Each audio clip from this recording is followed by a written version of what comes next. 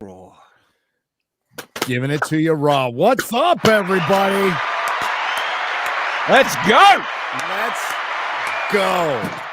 You wanted some battle. You wanted stuff to happen. Holy shit. This is why when the battles do happen, it's good to have them mean something. And sometimes that requires a little buildup. By the way, like the waiting paid off. Yeah. Like that was genuinely my reaction. I was watching the battle and I was just so friggin' engaged. I'm like, wow, I'm watching something that has weight to it. I'm engaged. I'm concerned. I'm intrigued about what's going to happen.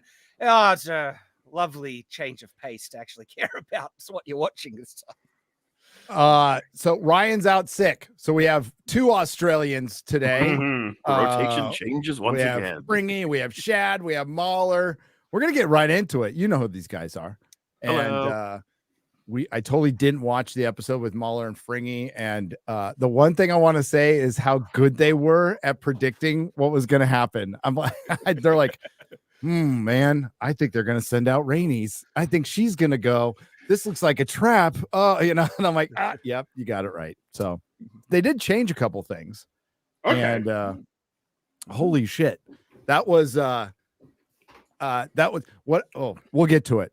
Because Alicent needs to really figure out the whole thing about being a leader and not saying the wrong thing at the wrong time to the wrong person. Yeah. Like what she did with Lara Strong. She did it again with her own damn son. So So her dad's done that several times across the two seasons. Yep. Say the wrong thing at the wrong time.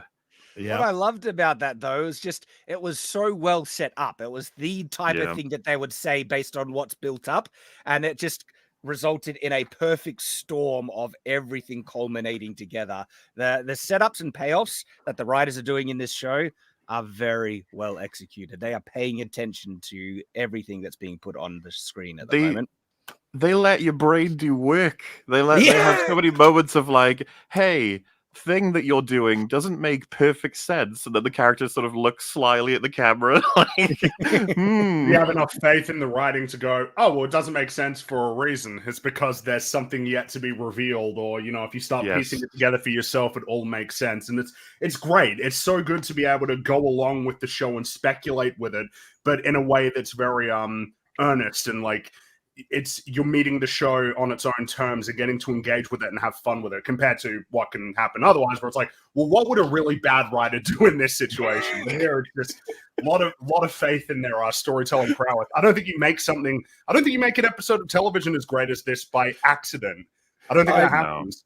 It's you're absolutely right, Friggy. I'm at a point with the Acolyte, just as a point of comparison, where I'm trying to figure out what they'll do. I have to resort to what is the most incompetent choice they could make as a writer, and usually that's what's the result. But with House of the Dragon, no, you actually get to think, okay, what would actually happen if they were, talented at this?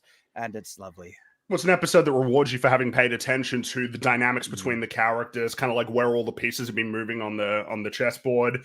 It's definitely a case of this is, it's been talked about, right, that the 3 episodes of build up, that there's been a bit more like, not so sure about that. But I feel like it vindicates the slow burn that the first half of the season has had so far of just basically laying everything out in place for a really explosive episode of TV. There's that. There's also, I feel like this is the culmination of the whole promise of the TV show from the get-go. Yes. It's like, this is a family of people that ride dragons who are going to fight each other to the death for a throne made of swords, and this is what it looks like when that happens. They didn't cheap out, this is clearly where a lot of money went. Oh, dude, it looked great. Like, just even the siege prep and the kit that all the extras were having, that was just chef's kiss. And then the effects of the dragon, it was, I always felt like watching a high budget film in that battle. It was great. Absolutely. I guess I saw in the chat, the super chats were disabled from Friday Night Tights, but they're back up. I fixed the glitch. Feel free to send your questions. No, you don't have to. Watch the show. We're talking about House of the Dragon season 2 episode 4. We know the episode name, A Dance of Dragons. A Dance of Dragons. And we knew those of us who read the book knew the Battle of Rook's Rest was coming. And unlike Blood and Cheese, they fucking delivered. They over-delivered. It was great. The whole setup. And they changed a couple of things about the story, which I still stand by that this is a better version of the story than Fire and Blood, which is just three unreliable narrators giving us a history. And instead of like this is a paragraph or two of this battle, we get the whole last of the episode. And they really pushed it to like the very end. They're like setting stuff up. And Kristen Cole almost does something really well. He did something really fucking smart. Yeah. He did something. I mean, he doesn't give a shit about the men, but if you think about the men he just got and just served up, doesn't matter because those guys were all kind of traitorous bitches who bent the knee, you know? So, and from Kristen his point Cole, of view, as we know, is getting a lot of hate by the audience in the sense of we don't like this character because he's a bad man and everything. But then it translated over to the fucking actor because everyone's stupid. But I was going to say that I feel like this episode gave him a bit of not only the show recognizing he's intelligent, but that he's got a bit of heart there for sure. Like recognizing that what the dragons did to the army, and then the horror that is like, I'm fighting for a king that's brother just tried to kill him. Like, what the fuck is going on? Like, what an absolute disaster of an organization, right? Like, he's in way over his head, and he's realizing I work for people who are in way over their head. Yeah. And nobody's really prepared for this. Like, Rhaenys has seen battle before, but not Aegon or even Aemon, killed Luke, but he's not seen battle like this. And plus he's on Vagar, so he's fine. He's on this super nuke tactical, like super uber nuke, that can fucking destroy everything. But no, nobody's seen this to this end, and it's just beginning. That's like skirmish compared to what happens. And already the devastation is insane. Yes. It's like that's what that whole last, closing few minutes was about is, yep, this is what it looks like. And there's no going back. This is happening, and it's horrific. And they particularly, went out of their way to show that there is friendly fire going on everywhere. Vagar just stomps on, the allied soldiers. Well, yeah, it's like the dragons are in a sense really divorced from the dynamics of what's even making these battles happen in the first place. They're these big hulking beasts that, they're not like, how much are they going to be able to grasp the nature of all of the politics and the fighting and who's who and where they are and why? I can help you out there. Drogon actually understood the themes of Game of Thrones. Right. Yes. Yes. That fucking dumbass decision.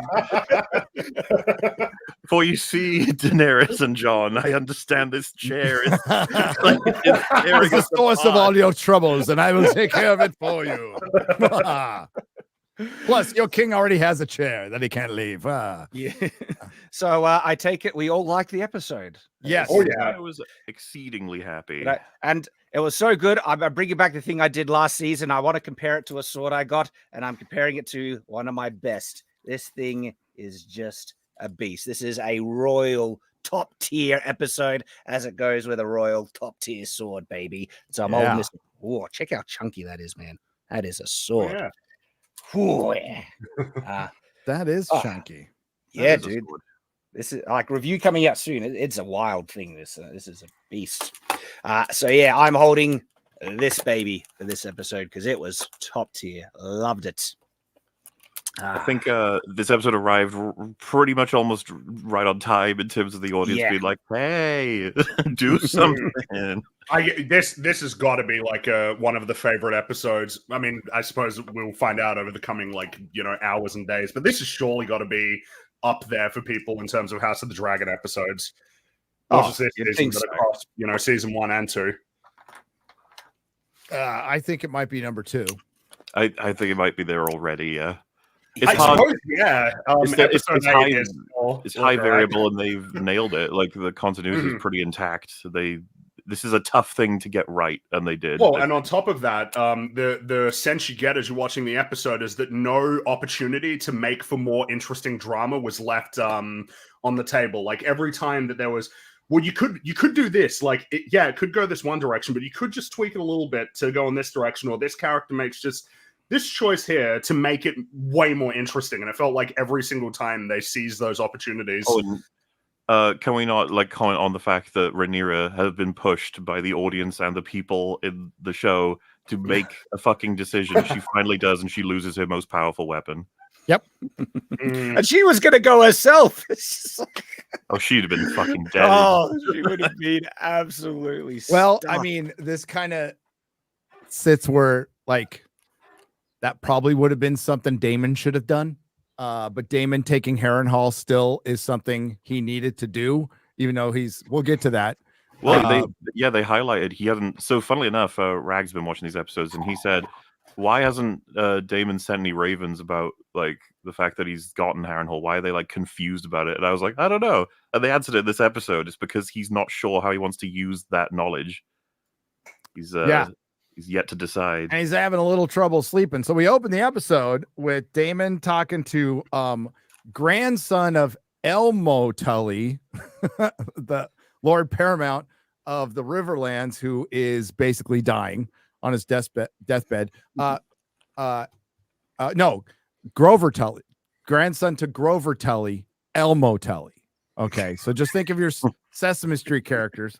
It's Elmo Tully, and he's just a kid, right? And he basically can't pledge. He can't do anything without his grandsire. So essentially, what they're going to do is just kind of sit it out. And a house can sit things out. They can do that. It's not super wise, but there is precedence for that. And hey, it might not be the only one. But yeah, he can't do anything. And Damon's having a little trouble sleeping. We start out with a vision of him in King's Landing, seeing young Rhaenyra, and this is like the one thing Game of Thrones did good early was really get into the visions from A Song of Ice and Fire. George loves his visions, just loves the hiding meaning, and he loves spoiling a story ahead of time with a lot of what's in his visions and teasing what's going to come up. They're like in-universe trailers. Yes, they are. Ooh, what's going to happen next? You know, I'm loving what the visions are revealing about Damon's internal conflict, and the fact that the line that caused him to chop off her head was, you know, what was it? My father loved me more than he loved you, kind of thing, and he just like snaps. So we've got young Rhaenyra with the crown on and speaking Valyrian, and that's what she said, and he cuts her head off, and then she keeps talking, which is everybody's worst nightmare.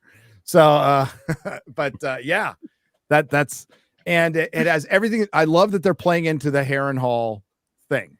Like, it's a Halloween castle. Yes, it's a haunted, melted castle made of werewoods, which could be where people's souls go when they die, and or it's part of a collective hive mind. They just become part of a hive mind. That's where the memories go. And it's being haunted, and there's also a woods witch there that we finally got her name, and we know Alice Rivers, and she's a huge part of this story. We'll just say that. Really? Big part of the story. Oh. Yeah. But we didn't know much about her in the book, so this will be filling in a lot of details that we know she's there, but we don't know like why. So, or we suspect why, but we don't know from our unreliable narrators. That's why I fucking hate that book, and I like this show. The unlikely alliance of Damon, this chaotic, temporarily monstrous at times, person who wants everything done properly, and this goober guy, Strong, who's just like, oh geez, good morning. Oh, do you want to chat with so this like, oh, the castle's falling apart. We don't really have the men to sort things out. I just, how you doing? Everything right? I like his character. He's actually clearly very intelligent, but he doesn't have a lot of power. But he is doing subtle things to just like poke at Damon. He has so many expressions. Like everything Damon does, he's always like, oh. Okay, like we'll try and work with this. It's kind of fascinating. It's like they put Damon in a position, that along with all of these dreams and visions. It's like this is like the worst place for him to be. This is so like out of his element, so throwing him off. It's really interesting to see that. Well, that's why I found Larys's line when he defends himself for, having Damon take Harrenhal was just like, that is a very clever way to switch it around and cover your bases. And it seems to actually be playing out. Damon is getting screwed up by trying to sort. Yeah, like he can't handle that place. And it Yeah, seems like yeah. he might not be able to. It's more trouble than it's fucking worth, is what we're figuring out with how much difficulty David's having with it. On that note as well, Shad, it's not just because I was about to say that line is great where he says the castle is more crippled than I am.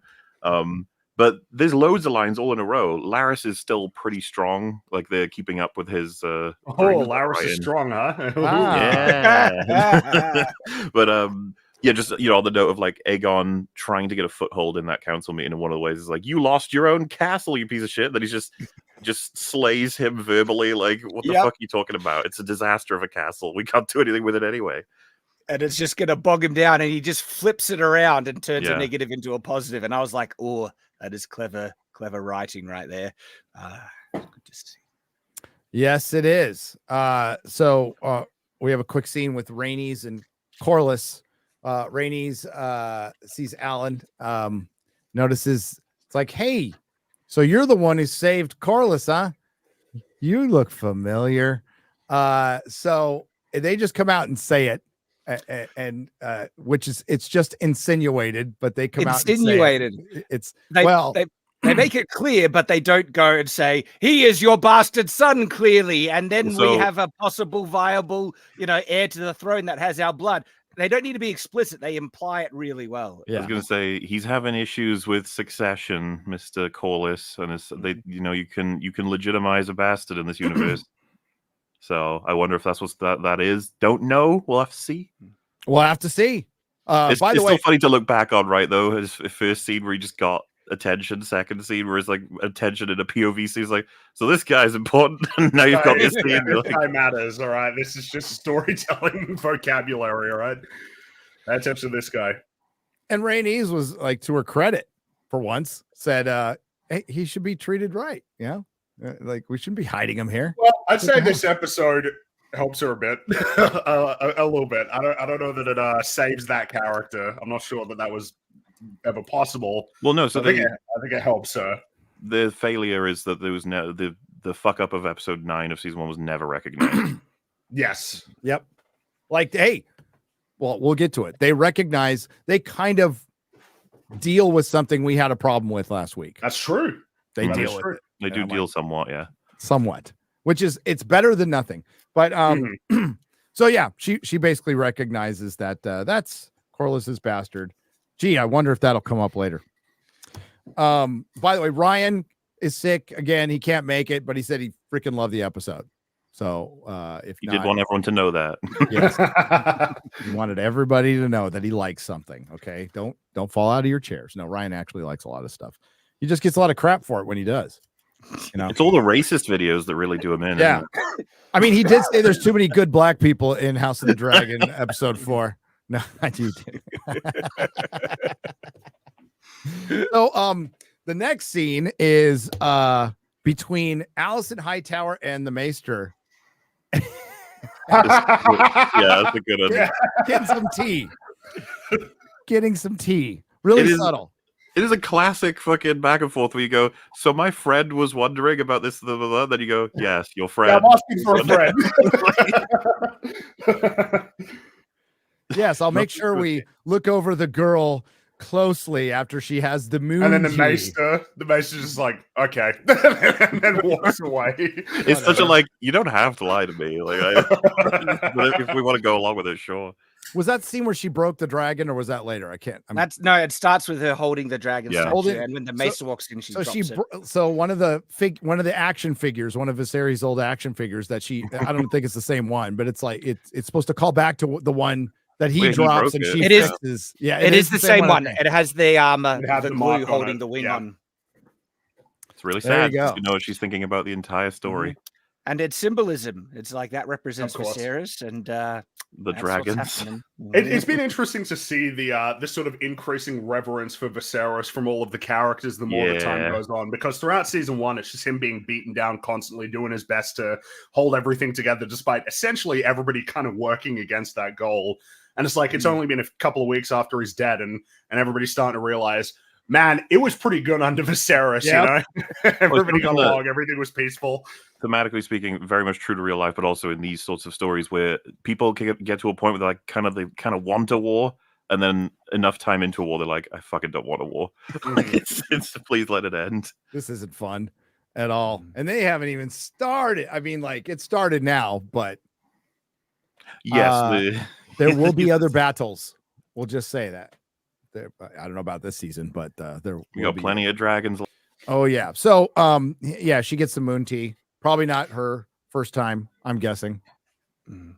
And the scene does multiple things because she's clearly now really doubting Viserys's intention, and she asks the Maester about, you know, who do you think he intended for the throne and stuff. And it's evidence of it kind of coming apart, because it's not a thoughtful question to give to the Maester. Like, what do you hope to gain? Even and like telling him that lets him know that that's something you're thinking about. And it's even known in this time. You can't, like, you trust your Maester with a lot of stuff, but there's certain stuff you just, and some lords are stupid, you don't say in front of your Maester. You don't. Okay. Like, and this is one of those things. You know, who do you think should have been going? Well, of course, he gives a very diplomatic answer of, I don't know. Yep. All right, see ya. I wouldn't know what was in his mind. Anyway, bye. Yeah, I gotta go. I gotta go. If she's really contemplating this, wow, like, what would she be thinking? Like, I screwed up everything. It's all her fault for misunderstanding that. Well, it's worth remembering that there were plots set in place before she let them know that Viserys' darkling schemes, as the man put it. So, you know, the idea that it would have been called off had she simply protested, I'm not sure. That's part of the problem she highlighted in the previous episode. It's like, she's kind of toothless at this point.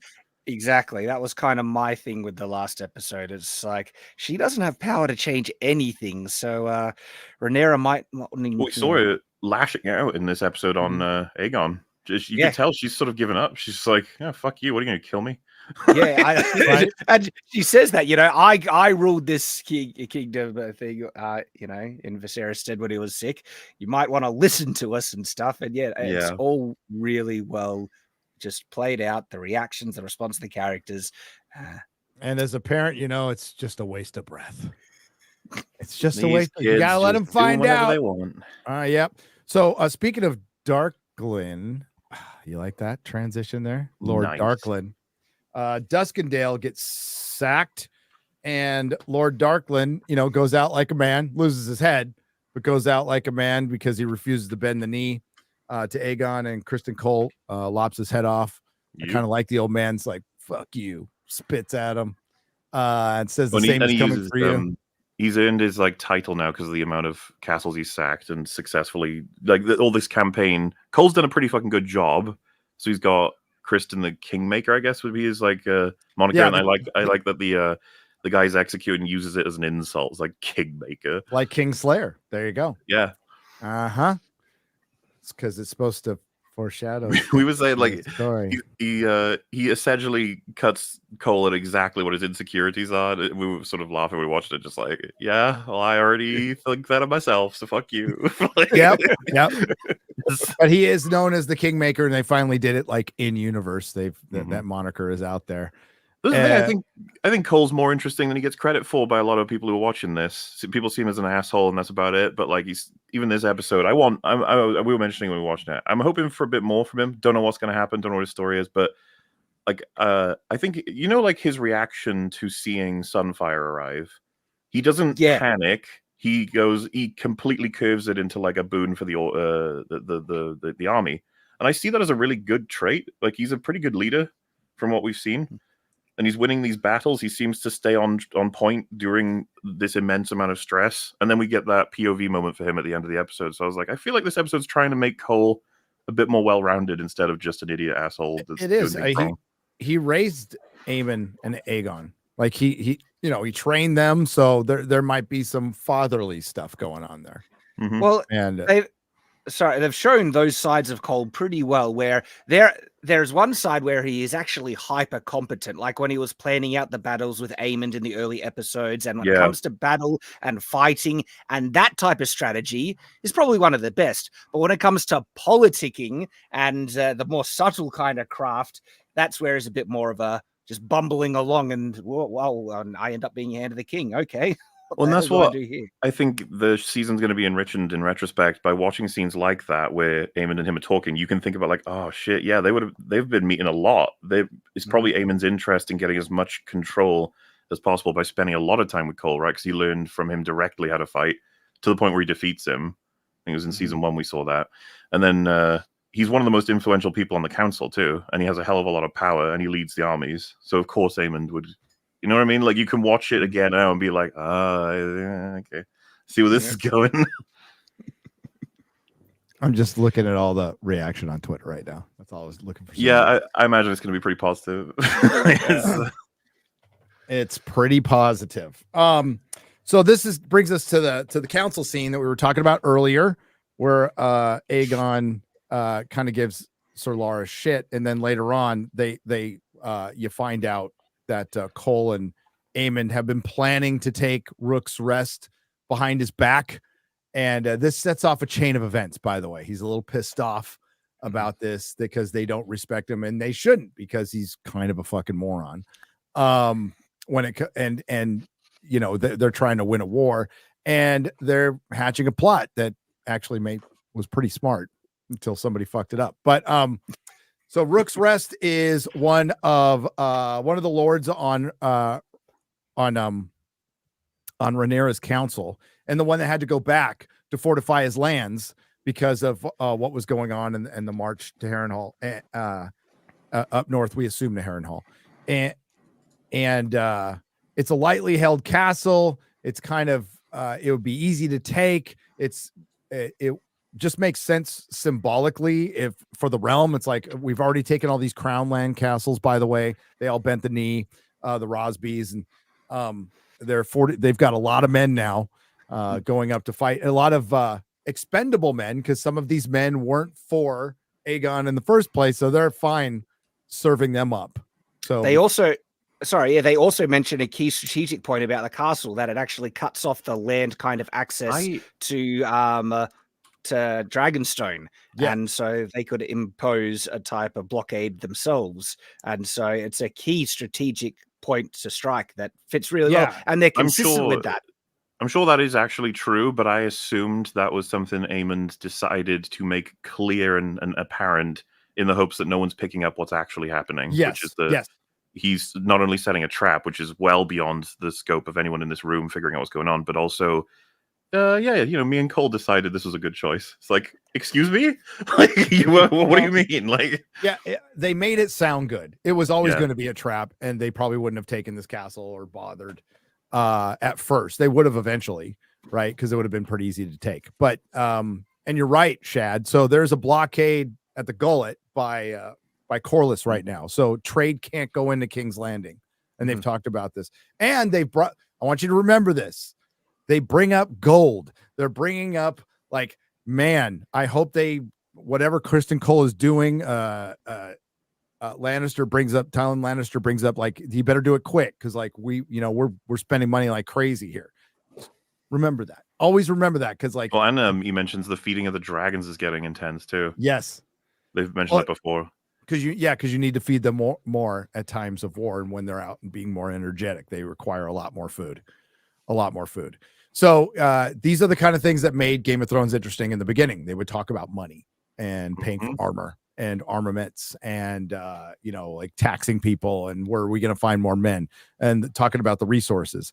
And that puts that sets your power structures for the world. It's very good world building within doing just a quick sentence, making it all, and not having to tell us everything on the nose. Like, we get it, right? So that's where it's really succeeding. So, can I jump on that point? Because they're using the world building to enhance the conflict in the story. That's the whole point of it. We enjoy these worlds because it feels like we're leaving our world into something fantastical and immersive and different, and that's what it should be. And I got to point out, because that's one of the things that they decided to stuff to the wind in the Acolyte, where they don't give a crap about the world building and they're contradicting it all the time. And it ruins that immersive element where Star Wars was supposed to be its own kind of character. The world was a character. And the contrast where you get to see it done right in House of the Dragons, it just makes it feel so, alive. real. Like, exactly. Well, and we talked about this in the last EFAP, Fring, you mentioning, like, for lack of better words, iceberg storytelling, as in you see what you see, but there's such a huge amount behind it and around it that you get little pieces, and then you can get your little, if you want, plenty of lore videos are existing right now of people very passionately explaining, hey, that little, fucking stone you saw on the floor of that scene, it's actually about this, this, and you're like, woo! Exciting. Yeah. So in that, they're basically told. I love the exchange between you brought this up, Fringy, the exchange between Aegon and Aemond in Valerian. Oh, yeah. That was really cool. And Aegon's Valerian sucks. Yeah, it's and I love how it's so cool because it's just that the subtitles, it's like it's broken. It's like grammatically it's off, it's stilted. It's really cool to see that, like, as a way of essentially that conveys so much about Aegon compared to Aemond. It's like Aemond, he's intelligent, he's learned, he basically just completely outmaneuvers Aegon in that in that scene. An element I think that's really fucking cool that might not be obvious, and I don't know if I'm reading too much into it, but to show that Aegon is so crap with his Valerian means that Aemond saying what he said as fast as he said, I don't know that Aegon fully understood him anyway. Yeah. And so like it's such a fucking power move from Aemond, because it's like, do you want to admit you don't even know what I just said? And so it's like, he has to just be like, fine. Yeah. Like with what? Yeah, eventually. That was really cool. That was really great. awesome. Donde está el baño? Sí. Okay. Well, you guys don't even know what I said. No. I'll tell you in the chat. No. Where's the bathroom? So that scene happens, and it's building up to what Aegon's going to do later. So then we have Loras Strong, and we haven't had a scene between him and Alicent like a lot this season. I think the last one was episode 1, wasn't it? Wasn't it the scene that we had when he was talking to her about the stuff and everything? It feels like a resetting of their relationship, telling us what the power levels are between these two right now. It seems like they've shifted for sure. Yeah. It's very much the other way around. He's the one in the position of power. Yep. Did you like Loras also seems to be wearing just more fancy, rich clothing as well? He's kind of, that might be the case actually. Yeah, I hadn't noticed that, but I could believe that. He is now the Master of Whispers, so he actually has a position. I mean, she's the Queen Dowager. Like she's just there. She's shrinking with every day. She has no fucking power, and other than like what little she has over Aegon, and she has books everywhere, like open books everywhere. She also left the tea. Well, she was collecting rocks out of the fire and putting them in a bag and putting it on her stomach, right? And she's she's like, I had too much lamprey pie. Yeah. And then he looks at the moon tea, the empty. He's like, sure, okay. I like that for him. That is not even easy difficulty for investigation. It's just what do you want me to, yes? What do you want me to pretend? Like I can, I guess. And then he says something like, "Well, we should not give up our pleasures," So. Which, to me, that was like he is still wanting to basically hook up with her and is manipulating it towards that direction. She's leave the connection open, right? Yeah. There's no reason to cut this off yet. There's no reason to threaten. A good Master of Whispers is not going to close the door on anything. No. Yeah. Or somebody. Or somebody he wanted to make sure of what she's up to, right? Because he's aware of a hell of a lot more than one might expect him to be. I know that because Gary's talked about it a couple of times, but the idea that he can walk into rats, I don't know if the show is going to reveal that. It would be really fucking cool if they did. But if they don't, fine, as a source of information, right? But the scene seems to be him clarifying, why are you so interested in figuring out some stuff in regards to Aegon / Viserys' decisions? It's like, what's going on? What's happening with that? Didn't get much out of it though. Well, the line at the end when Alicent says the significance of Varys' intentions died with him, and he's like, yes, you're right, and he closes the book. I think that's him cluing onto something. He's Yeah. Oh, absolutely. And he'll probably start looking through those books that were removed from I wouldn't be surprised at all. You never know. Because he's an enigma in the book too. Like, you don't know what his motivations are at all. Even at the end. So they'll tell you in the show at some point. But he goes out, you're like, I don't know what fucking side that guy was on. I have no idea. Trust them at this point, and that if they do reveal that he's got access to intense information, they might just bank on him knowing about the episode 3's ending, and he can be like, I know you spoke to her. That was a fucking insane thing that you did. Oh, and sorry, everybody lives happily ever after. Of course. Story. Everybody lives. Everybody lives. Just because on that note, I was like, all right, well, clearly someone's going to die, if not a lot of people. And I was wondering who was, and it wasn't who I was expecting, but they pulled it off. They pulled it off. Yes. So I should probably bring in the visual reference. Give me a second here. But yeah, so they had that little conversation. So she's Alicent's obviously trying to research. Alicent is trying to research the prophecy of a Song of Ice and Fire. And honestly, I don't know if she's going to find it in any books. I was about to ask, is there anywhere that you would be able to find that information? Maybe. They engraved it on a knife. And maybe they only tell the heir. So I don't think it's going to be something they're going to put in some that's what I was library book. Yeah.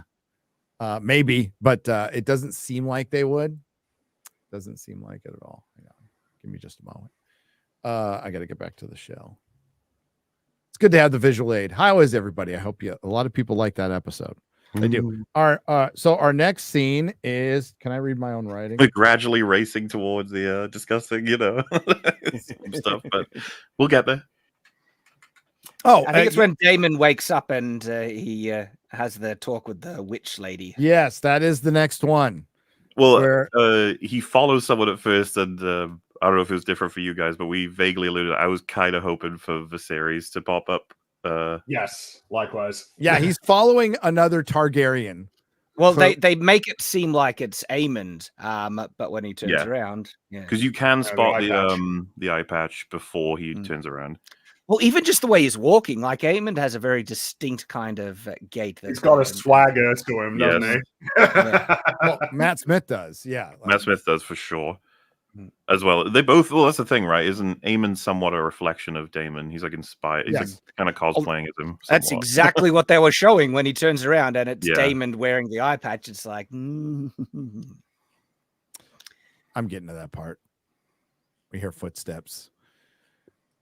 And obviously it's to get to Alice Rivers, who talks a lot of shit, by the way. She's enjoying fucking with Damon, huh?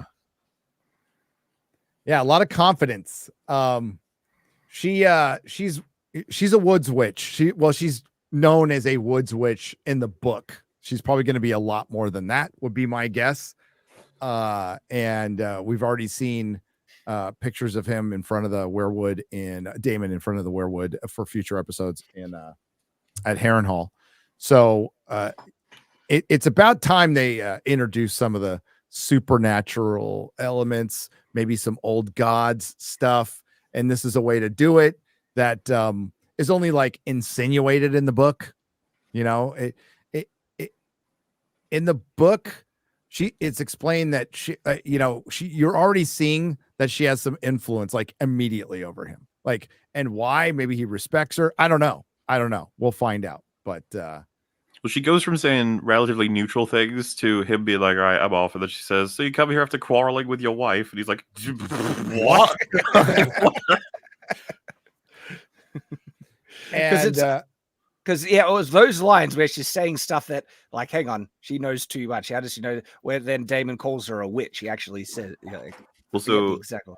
I assume they're doing this already, but it's starting to become unclear what is dreams, what is visions, what is him being awake. It's like, I feel like they could do lots of things with that, right? Yeah. Him sort of moving between it all.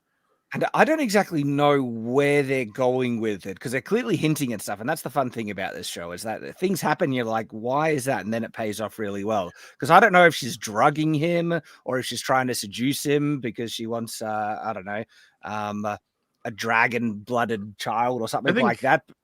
I think it's fair to assume she's giving him, dosing him with something, but at the same time, it's like, what is the broader thing happening here? And as Fringy brought it up earlier, but this just feels like we've put Damon in the place that is the worst for him. Like, he just hates this shit. He's got no control, no understanding. Everything's inept and incompetent and useless and unable to push him forward. He has nothing but he's ready to take action, but there's nothing to do. Exactly, which is like the worst place because I mean you see in season 1 kind of what it looks like when he just like goes out and does crazy things. But here, what is he to do with all of this craziness that's happening around him? Well, he's in a fucked up Riverlands, which whose Lord Paramount is suffering from dementia in a bed, and anyway, in the book at this point, so we're not moving it. It's expressed that Grover wants to stick with Aegon, right? Wants to go with Aegon, and like Elmo basically goes, he's a crazy old man. We're gonna stay out of this. We're closing our gates. So Damon's like, well, give me the Blackwoods then. Didn't the Blackwoods and Brackens just fight under his nose and he didn't do anything about it? So and he's all, what side is who on again? I can't remember. It's hard to tell. And later on we get the Blackwoods. Hell yeah, it's one of my favorite houses. But I think she's got to be spiking his food or drink with something. She couldn't have that much influence to like get into his head. That would be brand level shit. Just the shots of her preparing something and then the shots of him drinking stuff. You're just like, what are we to conclude? I don't know. I did enjoy, by the way, when we cut into like what is reality, I assume, the Blackwood sort of explaining a bunch of things, and then David just goes, "Who are you?" Yeah. So Alice Rivers offers him something to drink. She's all like, "You're going to need your sleep, because you have to go get." Another thing Damon's not great at is rallying men to his cause, and he needs to do that in a fucked up Riverlands right now, and he needs men like now. And she offers him something to drink, and he just basically comes to at the table. While Willem Blackwood is who you're not going to recognize, but that was the young Blackwood in season 1. Yeah, cool. Well, he mentions that I sought Rhaenyra's hand, and that's the connection. I was like, it's him. Good to see him. I like that kid. And, So, and Damon mentions like, so you're willing to fight for us, but what you really want to do is just beat the Brackens, which is true. I mean, it's true, but why not? They're going to do that after this war. They did it before this war. There's some great chapters with Jaime concerning the Blackwoods later on in A Song of Ice and Fire. So it's good to see this character. And so he's got one house kind of, on his side. And I just need to give credit again to all the outfits and stuff. Like, see that the pin on the cloak? That's actually a historic, authentic kind of cloak pin. And there's just little things like that where they've gone the extra mile to make this world look beautiful. They care. God, we got to bring up the Acolyte again. So this is roughly it costs a little bit more than the Acolyte, 20 million more. So that's criminal. It's criminal. Well, but also you got to remember that on a per minute basis, because the Acolyte episodes are considerably shorter. Like a lot of these have been over an hour, so on a per minute basis, the Acolyte is more expensive. Oh yeah, yep. God damn. No, the sets are brilliant. So Damon is still having visions even while he's talking. He sees his dead wife serving a drink. It's messed up, and I wonder if this is going to be again in the book that for what in the book, Rhaenyra already know, like everybody already knows Damon's at Harrenhal. So the big change is like he's not telling anybody. And what we talked about earlier, it's because he's not sure if he wants to just be the king or not. That's what they're making it seem like. So that's a bit different. It's the chaos he represents as a character in season 1, right? Like so that's what everyone's analysis of him was. He turns up, things fucking change, everything changes because of what he does. Feels like this season we've internalized it. He's actually having to experience what it's like having Damon in your life. Like that's what Harrenhal's doing to him. It's kind of fascinating, and I'm very much on board so far. And the fact that he's getting drugged to the point where he's seeing other people as other people, again, makes me wonder if the witch lady is purposely doing it so, she can seduce him. Like, come in and Damon thinks it's either Rhaenyra or his lost wife, and it's really the witch. Yeah, but anyway, it just makes me think, what's her game? Well, it's also really cool because if you guys remember in season 1, Damon made it clear to Rhaenyra he hates any notion of like superstition, storytelling, any kind of future vision. So he's like, we have to focus, dragon, steel, men. Like that's what it actually is. For him to be the one experiencing this, it's taken him a while to just be like, what is the skeptic just saw a bunch of ghosts. Yeah, that's what it is. No, it's perfect. It takes him out of his element, and it's again, everything is building to something here. They don't waste any fucking time, which is pretty great and rare these days. So we got Aegon with the council again, and he's just bored with them because they're talking about policy and all these things they need to do to win a war and blockades, and he's just bored. And he's also pissed that Aemon made him look bad, or that's how he perceives it. He actually made himself look bad. So he goes to talk to his mom. By the way, who's searching for more books. I wonder why. And he had him removed. So this is where he tells her, why? What is she? The words she uses. Okay, so he's like, I'm the king. He does. I'm the king. Yeah. Why aren't they listening to me? And she said something along the lines of, just because you put the crown on your head doesn't bestow you with wisdom.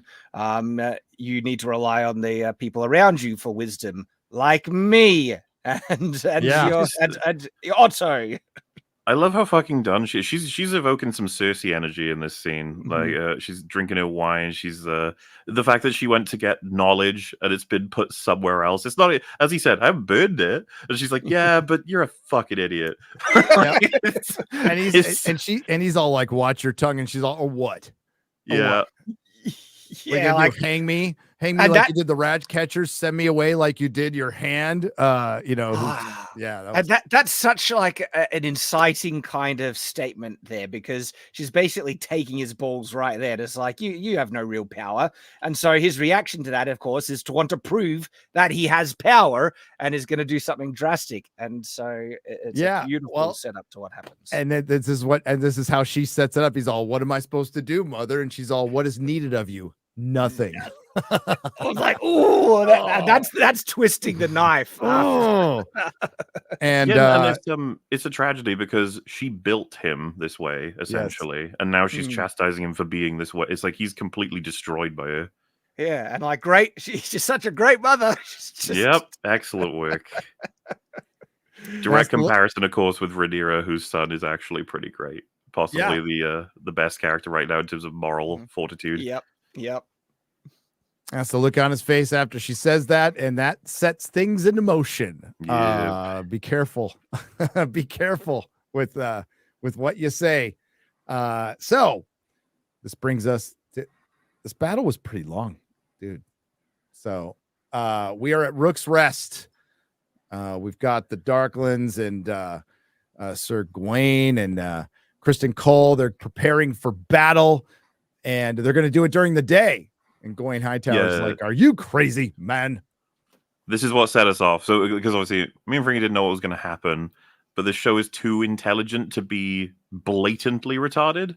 So, being like, we got to travel by night and under tree protection because the dragons can easily spot us and attack us. So we got to do it that way. And it's like, okay. And he's like, now we're going to be in the open in daytime.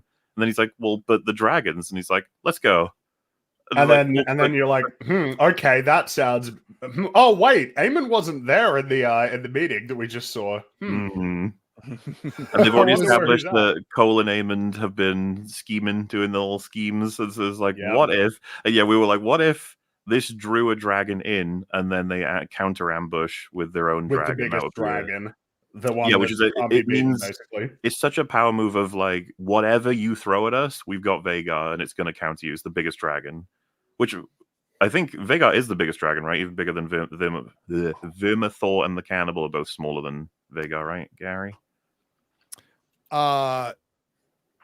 Vermithor is bigger than the Cannibal. The Cannibal's like the third biggest. No. Vhagar is bigger than those two. Yes, absolutely. Yeah, but leaps and bounds. Much bigger. So and those are big dragons too. Like Vhagar is monstrous. It's a very calculated ambush of like, no matter what move the Blacks pull, we've got Vhagar ambushing them back. So you've got the biggest weapon that it would take. God, Vermithor and Melees could maybe take Vhagar. That's the thing, riders, but it's kind of the dragon's power scaling. We'll talk about this very soon a lot. Is it kind of reminds me of soft magic systems where we have a vague idea of how it should work and how it would work. You could give them like a number from 0 to 100 of power level, and it should likely be if you have the higher number, you win. But of course, there will be skill involved. There will be environmental changes, the rider, the nature of it all. I really appreciate the dragons themselves. They're not a gun. They don't do exactly what you say. There's all these elements in play, I guess. Yeah. And I mean, they show that. Was it Sunfire? No, that's the King's one. But the one Rhaenys is on, she gets actually a couple of hits against the big one at the beginning. And so it's kind of showing that skill right there. We'll get to it, but Melees was pretty awesome. Yes. It's not her fault that her rider's an idiot. Well, that's it. It depends on the rider, right? Smaller dragons could, like, 3 of them maybe could take Vhagar if they had like really skilled riders, because Vhagar's fucking slow. Like, and that is a problem. And that gets mentioned in the book, by the way. Like, you can take that dragon out. It is possible. But it all depends on the rider. See, I wonder what they're showing, because I think Vhagar would be absolutely slow in turning and maneuverability, but his max speed would be orders of magnitude higher than the others, because once he got going, is no greater, and that's what I think they showed with. Okay, sorry, but I thought that kind of what they were showing when Vhagar killed. Was it Jace, the younger brother? Because when I was watching that, I was like, there's no way that little dragon is going to outrun something with a massive wingspan like that he has no hope of. There's that moment in season 1 where you have a shot and the dragon is just flapping, like almost fluttering. It's so tiny and I hesitate to say pathetic. It's a dragon, but by comparison, right?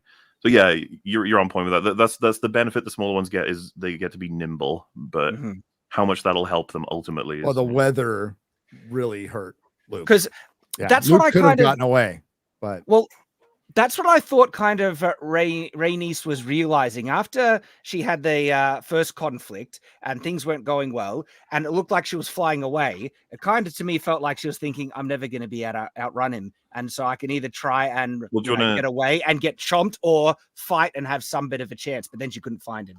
I have a lot of speculation on that part. If you want to, we'll wait. Okay, we'll wait. So we're back on Dragonstone, and guess who came back? Rhaenyra. And then came back. So Chase, first thing, what I loved about this? They showed time has passed, that she didn't just teleport to King's Landing and was back in a day. This was so necessary. We got this. I mean, sorry, again, comparison. Acolyte, where people are just teleporting back and forth from Coruscant to the outer friggin' planets, and they don't understand distance at all. Here, it takes time. It has implications. People were not having leadership, and it has a detrimental effect. And look at the conflict that you can get out of properly remaining true to world building and just the concept of distance. Yeah, and they mentioned earlier on with the Corlys and Rhaenys scene that she was gone. They're like, we don't know where she is. And I think they painted a pretty good picture that the Blacks are like completely outmatched and getting their ass kicked right now. Just absolutely getting their ass kicked. They're in disarray. what their council, which is not filled with a bunch of high lords, is being insolent and doesn't respect anybody. And dude, it took the return of Corlys felt like appropriate. Like, where have you been, man? Like, get on this council. Yeah, like they were even talking back to Rhaenys, and Corlys had to come in and shut them up. Like, their attitude towards Corlys was completely different towards Rhaenys or really anyone else. That guy who was complaining, he's steps it in, shuts up when Corlys comes. To be fair, because that was a prior scene-ish, but like they weren't saying stupid shit. They were being fair. They were like, "This is insane. We've fucked up a lot." Like, but it's like it is a form of insolence. You could say, right? Yeah. Well, telling Baela, I mean, he was right when I forgot the knight's name. He tells Baela, like, you should have fucking burned him right then. Well, maybe you can next time with your dragon, but it's like, he's not wrong. Yeah, no, it's wrong. You can tell she felt like, "Hey, I got you." If I were like, "No, you didn't. He doesn't have a dragon." Like, you're lucky as fuck to have a dragon. You were born lucky. That's how that works. And you're just delaying the inevitable. So she comes back and she Rhaenyra admits, "Yeah, I went to King's Landing." And they're like, "What?" Jason's like, "What the fuck?" Yeah, like, and she's like, "Hey, and she makes a pretty decent argument. Okay, like, I inherited 80 years apiece. I had to try one more time. Yes, it was fucking insane, and it's not in the book, but she did have to try. She got away. And they did the little detail of her Kingsguard, finding out his father, Lord Darkland, had died. And this is the little things they don't forget that make this feel like a full show. So she said she won't apologize, and she finally admits, I love what you said, Mahler. She's like, "Some may think that I have lacked any action," and you're like, "Yeah, the audience would think that too." And so then she goes to overcompensate, but I'll go and send my own dragon, but gets pulled back in. I do like her announcement that she went and fucking talked to Alicent. Almost everyone is like, "What?" And that she didn't tell any of them. Like, this, they fit it in. It is better now than it was in the previous episode. Like, this, we needed some of these things. As Chad was saying, I really didn't want her to just be at the council and they never mentioned the teleporting ever again. It would be like, oh. But the fact that this had consequences and they all got to acknowledge, like, wow, that was retarded of you. Anyway, which, for the record, it's still viable as a character choice. The main problems now were just the logistics of it. That's all. Yep. So Rhaenyra decides that we will attack. We will attack. They're going to go. In the book, a raven is sent. Like, my castle's being attacked. I need a dragon. That's not the case here. They find out, but it wasn't really a request. She's like, she makes the decision to send a dragon. She's going to send herself. Jay says, "No, I'll go." She says, "No." And since Damon's not there, Rhaenys is the smart choice. She's got the bigger dragon. She's more experienced. And makes the most sense. It is at this point where you think, your time might be up. Right now, what you might not, they might not have, I can't remember if they mentioned it. I got to watch it again, but the Blacks firmly believe that Vhagar's going to stay at King's Landing to guard the king. That's why. Okay, I think. Yeah, because that's the question I had. Like if I was in this, council, and I hear that the Greens are taking a castle, my first question would be, do they have a dragon with them? We know they have dragons. If they're lashing out in a military exercising campaign, their biggest, gun essentially is the dragon. And then if they say there's been no sighting of dragons, I'd be wanting to account, where are they? We need to be pretty sure, based on their stratagem and planning, that, because if I knew that they had a dragon with them, I wouldn't be sending out one. I'd be sending out friggin' 3 to make sure I could take out the dragon they have with them. And that's the only kind of tactical question mark I have with their actions here. And this is something, okay, so Helena, dragon rider, crazy. Just had her kid killed, can't go out. Aegon, king, they're not going to send him out. Vhagar, they're only, their experienced warrior is going to stay there to guard the king. That's their perspective. That's what they think, right? And that's the problem they're building up right now, is the people riding dragons are really important. some for they're succession. not as reliable as you think in terms of what, because it's a really good point about the nature of these pieces moving on the board. Because if you remember, Damon in season 1, he did some really simple caveman math of like, we have more dragons, we'll win. It's like, I don't know if it's gonna be that simple. Like, and I understand he's making a more complicated point than I'm implying with that. I just mean that they were a bit foolish with this move because of assuming, as Gary just put, like, I didn't even, as a fucking watching the show, I didn't expect Aegon to go out to Rook's Rest. We were talking about it as this happening. I was like, I don't know if he's just gonna fuck around at King's Landing, like, spin around in circles and breathe fire in the air. Is that like annoyed? That or was maybe an option, he'll go. like, I was wondering. I was thinking, is he like so pissed off that he wants to go there and prove himself or something? I was entertaining in the back of my mind, like, would he go to Dragonstone and fuck some stuff up just because he's mad, or would he go to some strategic point and do something? Who knows, right? But it's like, could go to Rook's Rest. Like, it's possible. Well, see, I think that's all this scene needed then would be a line accounting for Vhagar, where they, like, if they're about to set a dragon and someone simply says, what if they brought Vhagar? And the answer is they wouldn't risk exposing their capital or something and like that line might have, I honestly can't remember. They might have I think said we've that gotten line. it in a previous episode. I think previous episode they spoke that, and I kind of appreciate not repeating it if they said it once and I could have missed it, but that logically makes sense. Like, why would they wouldn't even think about, like, well, wouldn't they bring a dragon too? What other dragons do the Greens have? Well, the Greens, there's a king, and well, he's accounted for. Bela, Helena's dragon, right? Oh no, sorry. The Greens. You said the Greens. Yeah, the Greens have Helena's. Sunfire's out. Well, right now they have Helena's dragon. They have Sunfire just before the fight, right? They have Vhagar, and they have some smaller dragons, right? There's some smaller dragons, but Daron, but he's in height. He's in Old Town right now. So Also, my estimation, without, because there are a lot of things I don't know about this story, but like, there's no way Vermithor isn't going to the Blacks. It's gotta be, right?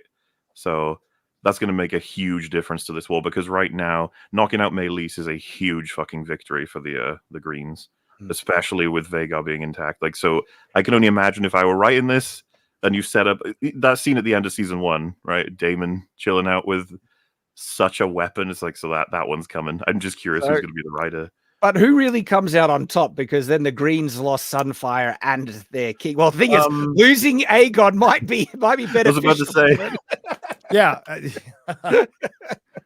Well, I mean, just avoid the chat on that one, guys, if you don't want to know what happens. But I'm turning off the chat. We'll just say events have been set in motion. That's all I'll say. Events have been set in motion. Yeah, I think that's a safe thing to say. Yes. So they decide Rhaenys is going to go fight, and they have a little talk about, and I love how they set this up. Fucking love how they set this up. So as a battle is about to be waged, we have Rhaenyra talking to Jace about the Song of Ice and Fire. She's all, I'm long overdue telling you this. Your claim is mine. And she talks about the Song of Ice and Fire as we see Rhaenys go out and say a little prayer to her dragon, and it's intercut with Aegon going out. There's the sound. I'm sorry. I'm trying to find. I can't do two things at once. There it is. No, they never fucking pause at the right place. That's good enough. All right. So she's like, we got to go out to war once again, old girl, and we see Aegon walk up to Sunfire, and in the book, it's Aemond and Aegon springing the trap together. So really, because this is way better than way better. way better. So yeah, so it's not because if you think about it, that's stupid. It's really stupid. So they really fix that as much as a crappy king Aegon is. So I think that moment for Rhaenys, by the way, I think is really important. We'll be pulling back to that once we get further along. I could see people trying to do damage control with the PR in the aftermath, saying, "Oh, the king was with Aemon to spring the trap together, but things did not go their way." Then the truth coming out that the king was drunk and being a retard and got himself killed. So, he was part of the plan the whole time. We swear. Of course. Of course. So yes, then they're off to battle, and that action that people kind of waiting for, expecting maybe a little earlier, really paid off, dude. Oh, dude, because they set it up so well, I was hooked, man. I was like fully engrossed watching everything as closely as I could. And I had to say to myself while I was like, wow, this battle has weight. I am invested. I care. Ah, it was great. That was the best part for me. Like, yeah, it looked brilliant, and all that stuff just helps enhance it more. It's so fun because it's so character based. Like, strategically speaking, they've made clear Rook's rest is not as important as many other places, but it's important because of what everyone sees as opportunity for this area. Mm-hmm.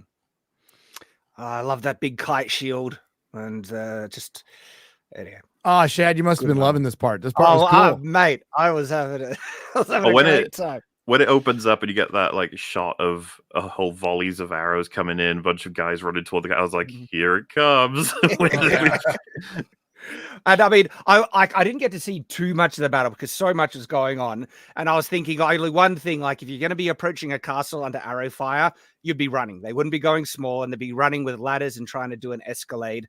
But I mean, they get kind of interrupted by a dragon. I was gonna say, it's curious because I wonder what the strategy was. It's like, I can't imagine they wanted them to get close enough to the castle. Good point. Because you need to look like you're going to the castle, but don't go to the castle. And you'd be like, why, Cole? It's like, just don't. But you notice so should we just waddle out? Kind of like just a little slow trot. Notice the wooden barricades at the back. Okay, that's actually historical. In the medieval sieges, they would make like wooden barricade things that they could roll out or carry out with them to block the arrow fire as they get close. But the guys would usually be behind them, not walking in front. Well, hey, but at least the guys in the castle were firing from within the castle instead of outside of them. Yes, exactly. We're already orders of magnitude better than Game of Thrones. Yes. That sigil is House Stokeworth. And if you're a Song of Ice and Fire fan, that has a connection to Bronn in the books. A really fucking funny one, by the way. Yeah, that's Stokeworth. They're in the crown lens, and they bent the knee, and so did the Rosbys as well. So the battle has begun. And again, Fringy and Mauler figured out this is a trap. This is easily a trap. Sir Gawain is like, to seven hells with you, Cole. You've killed us all. Dude, Cole's chillness is like, Vhagar's coming.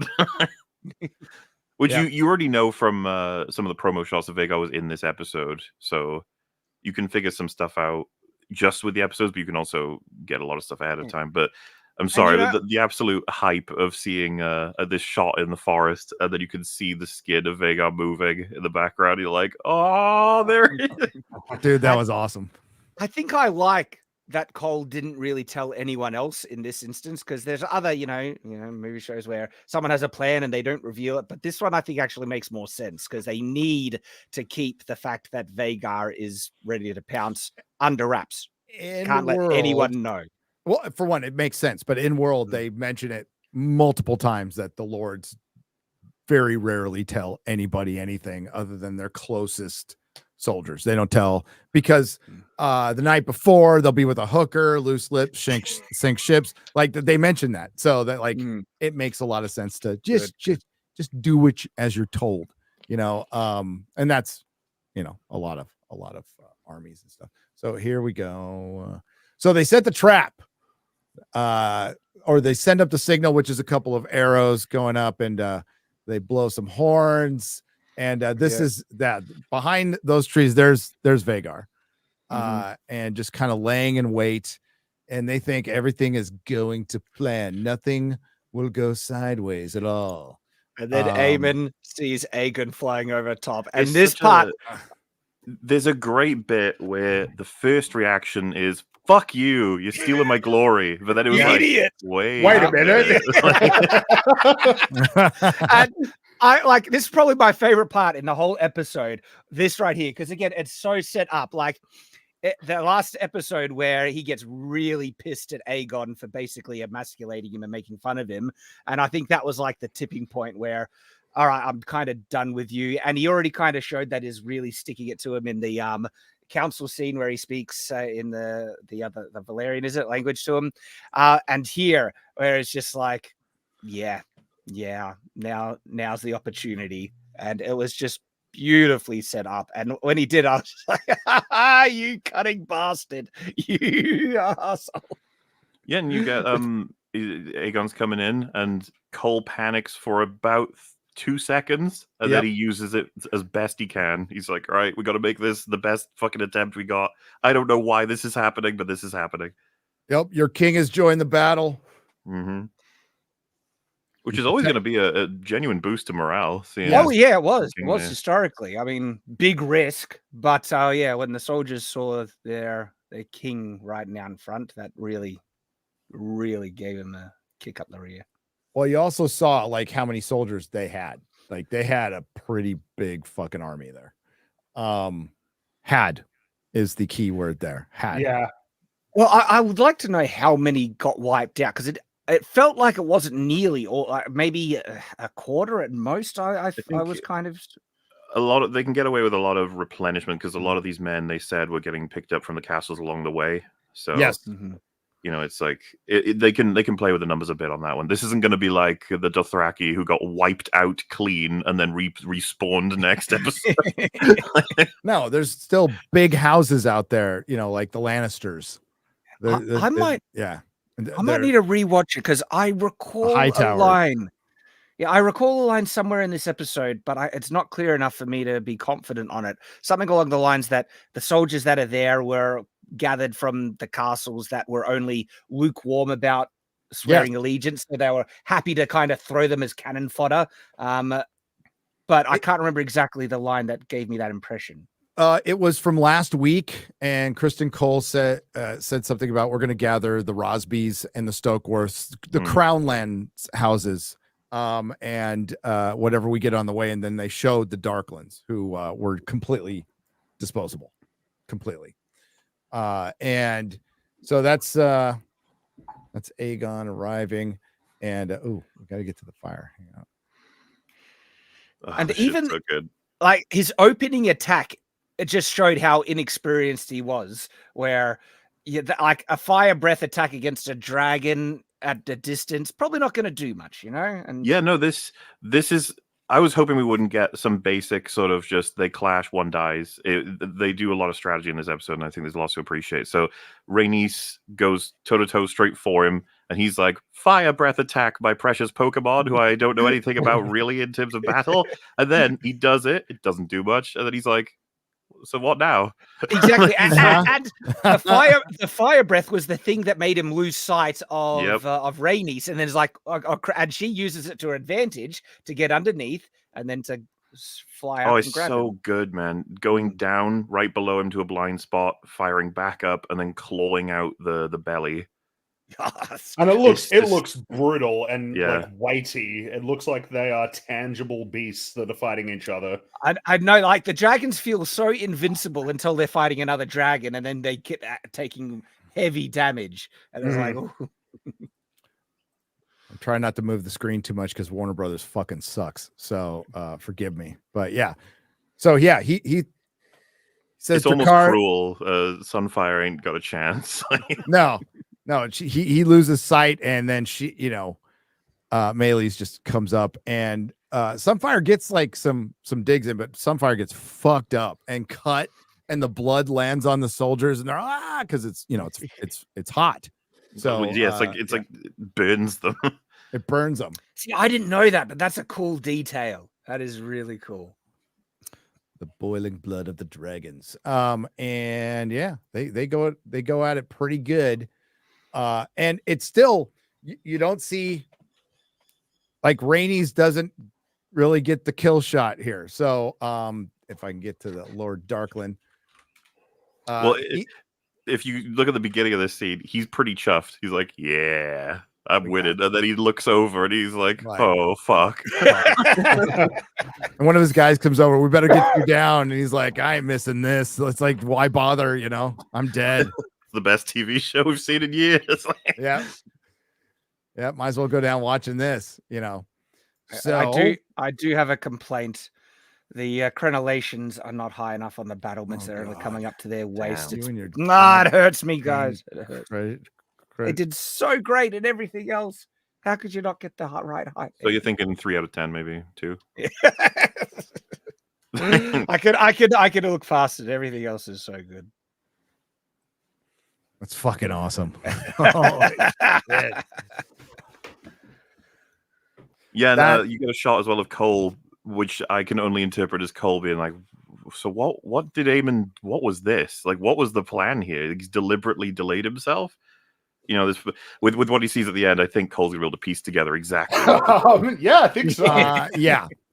Because the fact Aemon with the sword out, basically ready to just do a mercy killing, it looked like it's like, yeah. Well, they keep that plausible too. He could have been just sheathing his sword, or you know, don't really know. So then, Vhagar gets in the battle.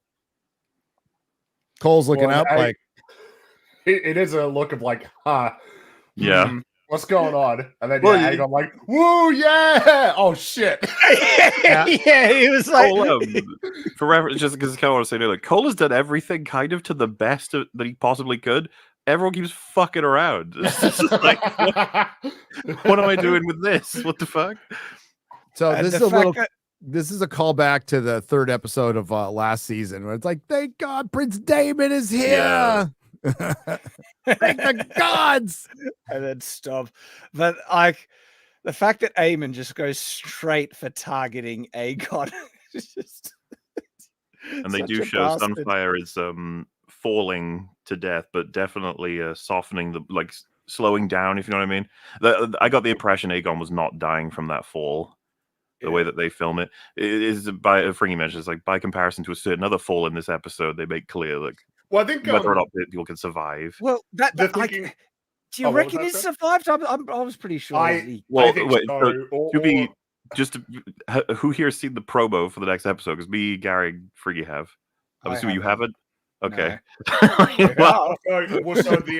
I think what was interesting is that as this was playing out, the thought of, oh, so Aegon's dead then, and then you're like, yeah, but wouldn't it be more interesting if he survived? You know, like, wouldn't that be so I said when we were watching interesting? it, I think this is why they gave him the Valyrian steel armor. As much as there was good charactership for it, and there's a lot of thematic value in comparison with the Conqueror, right? Because he's such a feeble clone of the Conqueror. Like, I love all of that, but I assume that's the actual logic for why the fire wouldn't have hurt him as much. It definitely is going to hurt him, but I think that's going to be the logic for why he survived. And Sunfire was not dead before hitting the ground. I don't know if Sunfire is completely dead. I think you could see like the body was breathing somewhat. I don't know, but the way I'm going with this is the fall wasn't as bad as it could have been, and the armor may have taken the brunt of the fire. Well, yeah, it's I think it's because, again, compared to a different fall where there was an immense amount of emphasis placed on falling backwards and then seeing the impact up close rather than seeing it further away. It's just when you see it from further away, you go, well, we didn't see exactly what happened, right? And that's pretty standard television and film vocabulary of, if you didn't see it, you know, then who knows, right? Like, who knows what happened? Yes, that's a good point. I will not say anything else. and then it is just a matter of, you think like, oh man, that's like crazy that, you know, Aemon has just come in and like killed Aegon. But then you think, imagine if he survived though. Like, think about the drama. Think about how much drama you could draw from that. That could draw a lot of drama. In a hypothetical. Hypothetical. Hypothetical. I think I've gotten the clues, guys. Well, hey, look, I don't know. I'm along for the ride.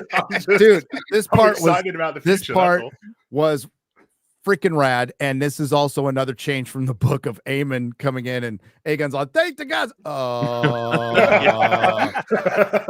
And Aemon fucking burns them both, just fries them both. And see, I thought he specifically targeted Aegon.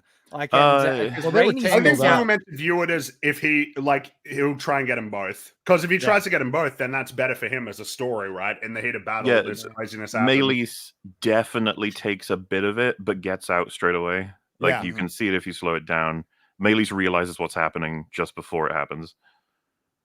But Sunfire wasn't going to be able to get out of there. It's already fucked. Aemon wouldn't be too distressed if one or the other died. Hopefully both. That's what he was going for. So that's Sunfire. I don't know how Sunfire survived that, but I guess I can't rule it out.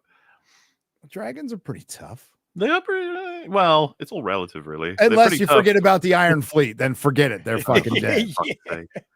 I'm gonna nerd it. The spread out wings while they're falling can act like a bit of a parachute, preventing the full, velocity. Maybe. Yeah.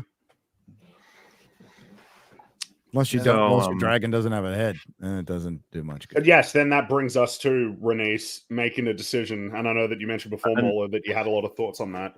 So this episode almost scratches her into a territory where I like her again. It's tough. The thing is, it's such an annoying fucking mistake they made in episode 9. If it wasn't a thing they did, Rhaenys' story to me would be so awesome. Like, every effort she has made to make peaceful results would actually match. And the end of her story is to essentially try and take on Vhagar because she knows. There's so many reasons why I could speculate as to why she makes this choice. We'll go through a couple, I guess, then. So she's clearly got the chance to leave, or at least try. There's the reason that you brought up, Shad, that there could be recognition that Vhagar could chase. I'm not sure that I would rate that as the top reason she turns back. She seems, if you combine it with the other scene, that she's pretty fucking tired. She's been the primary weapon for Rhaenyra this whole war. She's been doing all of the patrolling. She's done basically everything that's needed to be done. And she's the threat. Meleys is the big threat that they have. Obviously, Caraxes would be next up, I think. But Meleys is the most experienced dragon. So I can buy that this is a sort of... I could... the strap she does, they show that. I think that's deliberately trying to say Meleys' fate is my own. If my dragon's going down, I'm out. I'm done. And I think that's what the scene earlier was for. She absolutely loves her dragon. So it's just like, if this is our final fight, then so be it. We're going to try and take out Vhagar. Yeah, it was a suicide mission, and hopefully she takes out Vhagar. Like, she's lost her kids. She's still got her granddaughters, but she's lost her kids. And I think the assessment of, like, I'm fucking tired. And I had a lot of respect for that. I was like, that's kind of cool. I wish I could like you more. I mean, she hasn't really shown any proper, true kind of acknowledgement of what they address it a little bit, when they say you had the chance to end it all and you didn't take it. And could they be tying that in where before she ran away and didn't try and put a stop to something decisively, and now she is deciding this time I need to stick it through. That is some healing being done. The show is acknowledging that was a huge fucking error on your part because it's caused so much damage. And now that's a part of the character's journey that she's like, I'm taking this opportunity. But the thing is, like, unlike the Sunfire fight, or unlike many dragon fight, as much as Meleys is talented, it's like, this is Vhagar. This is the best one. Yeah. Oh, I think she knows she's gonna die. I think so too. I think her hope is to take Vhagar down with her. Yep. Yeah. I mean, the whole look on her face is like, right here is like, I'm gonna die. But like I said, it's such talented TV work because I think that was fully captured by the strap, just her strapping in, which you could have completely not had. It could have been strapped in already, but to me, it's the right of being like, what do you think we mean by showing this? She's going down. So she takes on Vhagar, and it doesn't end well. So she first overlooks the battlefield, right? She's kind of... That's later. So the first thing they do, and they have this... Sorry. You got to pull it up, where you have the men looking at the battlefield up at the sky, and you have the comparison of the size of the dragons. Meleys already being shown to be such a powerhouse, but when directly compared to Vhagar, it's like, oh, fuck. That is a big dragon. And it's so cool they're still finding dynamic ways to use the cinematography, because, of course, I'm not sure they'll ever beat the shot in season 1 of Vhagar hunting. With the lightning strike, it was so good. But there's still shots here that I'm just like, oh, it's gorgeous. Oh, they really use Vhagar's just size they use that very well. Like when he rises out of the tree line, and they make him look just massive. I'm looking for that shot. It's There it it's is. yeah, she's about to get back into the fight. There it is. I got it. Best I can. So interesting. We don't have much content to judge a dragon fight strategy, and I hesitate to say the word choreography. But I mean, it's pretty cool. They do a really good job. Like again, that opening scene when Aegon just starts with the fire and makes the mistake and flying underneath, and that seems to be one of the big things that they're showing in terms of strategy. Hit him from above or hit him from beneath in the blind spots, and that's how you can. And so it's all about maneuvering then in that sense, and they're conveying that visually beautifully in this show so far. Yeah, that's pretty. Found the shot. Do you want to bring it up? Oh, yeah, I did. Oh, okay. So because I love this fucking pot, dude. It's so good. It seems to me that the strong strategy of any dragon versus another dragon is to claw out the underbelly. Like that's going to be something that's consistent, because both Vhagar and Meleys go to do it to each other. They lock up on their claws, and Vhagar goes for a dragon breath and does take a hit. This is what I mean about this. They didn't do this willy-nilly. They thought about this. They probably storyboarded it as well. I mean, it seems like the belly would be the softer, more vulnerable part, where they got the thicker scales and horns on the neck line and stuff, and it's all fitting in and it's making sense. There's a fucking gorgeous moment of they're tangled, spinning, and both firing at each other and just spiraling. It's possibly the best representation of this whole show. Yeah, there it is. Like that is, and yeah, especially when they're falling and they have to pull out at the very last minute, and Vhagar just kind of slams into the ground. But he does land on his feet, or she on her feet, and dragon spinning, kind of like the sigil, the Targaryen sigil. Yeah, yeah, really good. Well, and it's cool that is a benefit. Meleys can get out and continue flying from that interaction, but Vhagar's just too fucking heavy. There's no recovery. It's just slammed down. Right? All right, well, I'm on the ground now. Did you get that part where Meleys went under Vhagar and then Vhagar caught Meleys' foot?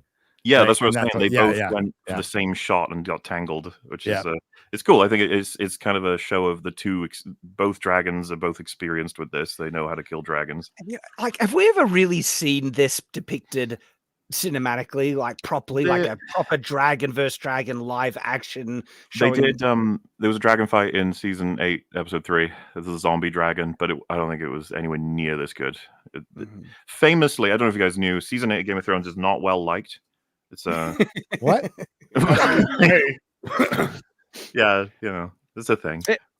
It's interesting because the dragon fight is such a staple in fantasy. It's like so many books, just like got dragon lance and everything.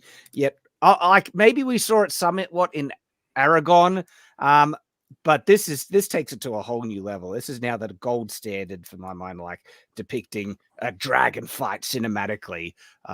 It's done beautifully.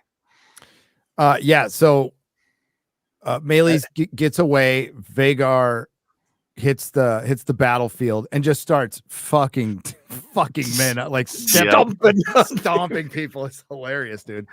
And it's not like he's aiming for it. He's just trying to recover and not caring where she's standing. But it really shows like what war is like in this world, because they even in A Dance with Dragons, Sir Barristan is asked like, hey, what are the dragons going to do? And he's like, the dragons are going to do what they're going to do. It's hard to know if they know the difference between our side or their side. There is some insinuation that they do. I don't know if they, like the Targaryens, care very much, but the symbolism of this dragon just stepping on its own men and like, it's gory too. The two guys that get stepped on and he comes up and it's just blood splurting on the way up. I thought it was great. I thought it was freaking great. So then this is where Rhaenys kind of flies off and has her chance to get away. Yeah, and you get there's such a good shot of Meleys looking at her. like just scratched up, blood all over its face. It's like there it the is. idea that the dragon is totally like, I don't know about this. Like, I think. Are you sure? Well, I get a distinct impression not of we should leave, but more of I think like that I'm done with all of this. Like, Mhm. this has been horrible. Like, it's so, but like a sort of resolve of this is the result of the choices that we have made, the war that's happening. Let's get the job done, and that's what I think the turnaround is. It's like it's not over yet. Vhagar's not dead. No. It's really sad though, because there's the shots like this. It's a dragon, and I've seen there's a notion already that's like, man, I feel more for these dragons than I do for any character. And fucking, yep, yeah, you do. It's the dragons are kind of innocent in the sense of they're creatures that are under. There's definitely an intention and a desire and a value set for each of these dragons that is really interesting to talk about. But I get the impression Meleys was nothing but a pretty chill dragon that was just going to help out the rider. Right. Strong though. Strong boys and dragons Girls. and girls. Yeah, girls. So Rhaenys decides to go back. Yeah, and she's looking pretty exhausted herself. Yep. So she surveys the battlefield a little bit, and then, well, just like with old little Luke. Well, she's pretty weary. So is Meleys. They're looking at a smoke-filled battlefield, just trying to find where Vhagar went down, assuming Vhagar's not back up yet. Unfortunately, she's wrong. Very wrong. Hiding behind the cliffside on the castle. Yep. Boom. There it is. Gone down, circled around, and gets a kill shot, and it's just a seed of realizing, yeah, that's that. It's over. Yeah. Oh shit. And then Vhagar bites off Meleys' head. Mm-hmm. That's it. Does he actually separate it? It's because the release, it looks like it's all charred and burnt. I can't say I honestly remember, but it's mostly separated. Yeah. Then you got that last look between the two, and it's really sad. And really, look, really sad. just another beautiful little detail. But the dragon falls on the castle and takes out the castle wall. Yeah. And it's the perfect fall. Absolute perfect hit for Aemon. Aemon's feeling pretty damn. Kristen Cole, by the way, was on his way to the king and got knocked out. Got the shit knocked out of him. And he wakes up as his army is. And there's a line like "Get to the breach or through the breach," right? And they're taking the castle in the background. Yeah, there it is. Yeah. Oh, I don't know if you can you'd be able to show it as well, but I was going to say another really great little detail. Meleys's eyes are quite yellow, but as she dies, they fade to just black. Yeah. Oh, yeah. I don't think we'll be able to tell that one, but it's a good detail. Because I think. Here, I can I'll find it. Screw it. What the hell? Talk amongst yourselves. Well, then Cole has this bit of a kind of the, I don't know if it's quite the same in terms of what it's conveying, but a bit of a, like Captain Miller, Saving Private Ryan, Omaha Beach moment of looking around at all of the destruction and death. He does a good job. I don't know the actor's name, but when he's waking up, he's struggling to even breathe. Like, are his ribs broken or something like that? And takes him time to recover. He doesn't just wake up and like, oh, back to it. And it's sold actually really well. The acting is done great, and he has to take some time to get his bearings. Well, this is an important moment for essentially following through on what the show has been putting a lot of emphasis on, which is that the war is going to be devastating. For as much as in the lead up to it, it's almost like there have been, not even almost, there were some characters who were basically really, really eager for it to happen, but then, this is what it looks like. I think, just to be real quick as well, there is that one moment of Rhaenys falling to her death. This is pretty solid too. It's just, we kind of covered the story, I think, of what they were going for fully with her. She's kind of hoity-toity with how everything would have been better if I were in control. I know what's going on. I know all the best choices, but simultaneously never really. And I believe this was like criticism we were making that I felt was half the show, half do the writers know, but I think we got it with this as like are you actually going to take action this time? She does. They commit her and her dragon, and this is the result, and she accepts that. Like, and we're dead. We're out. On that previous shot you showed, Gary, yeah, the chomp part is just all charred and messed up. Like, yeah. Well, and the dragon basically blows up when it lands on the castle wall. Yeah, and this to us is like, she's dead. There's no way she's coming back from that one in this show like this. Well, she's underneath the dragon as it lands. So yeah, it's conveyed pretty clearly. This is unlike with Aegon, where there's more room for doubt. This one is clear. This is the end. And it's a combination for me of I'm glad she's out because I kind of hated her for a lot of reasons, but I also think they gave her a really good death. I think so too. It's a shame about episode 9 because I agree she would have been a really awesome character if not for what happened in episode 9. It's so hard to overlook because so much of her characterization doesn't match that one decision to crush a whole bunch of people. It's so at odds. One really, really big decision that changes absolutely everything about the story. That's a great shot, by the way. I don't know how many people.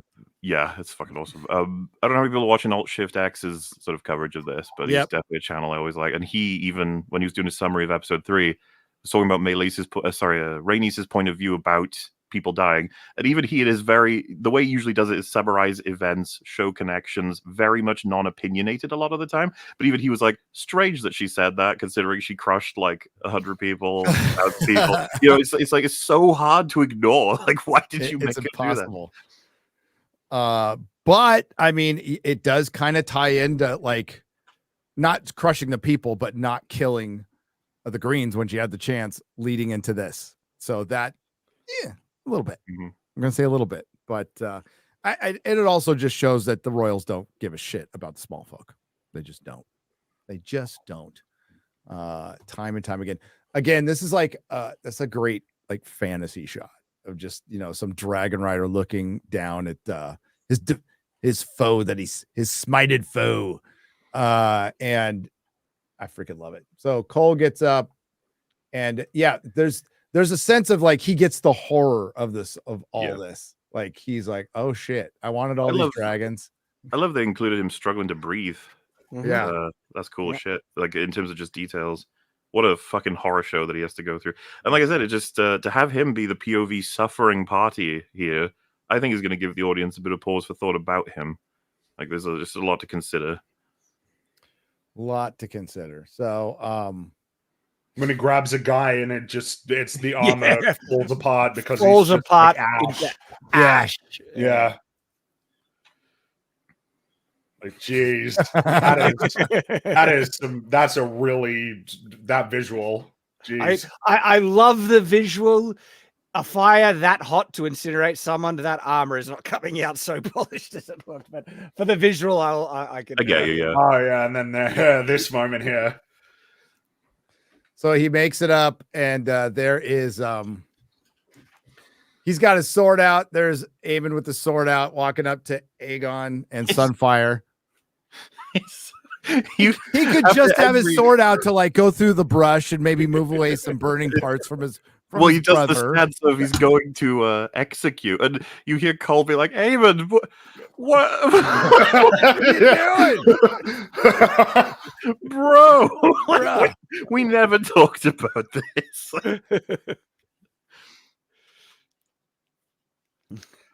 The look on his face as well. I'm trying to get to that look. There he is. What? And it's also kind of annoyance. Is like, crap. I wasn't doing nothing. I was just going to help. Okay, I needed the sword out. So that's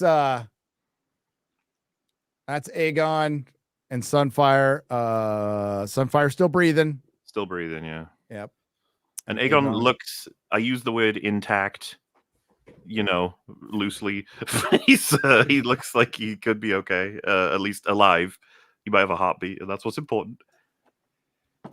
Sure. And that's where it ends. Music fades out. Pretty bitchin' episode.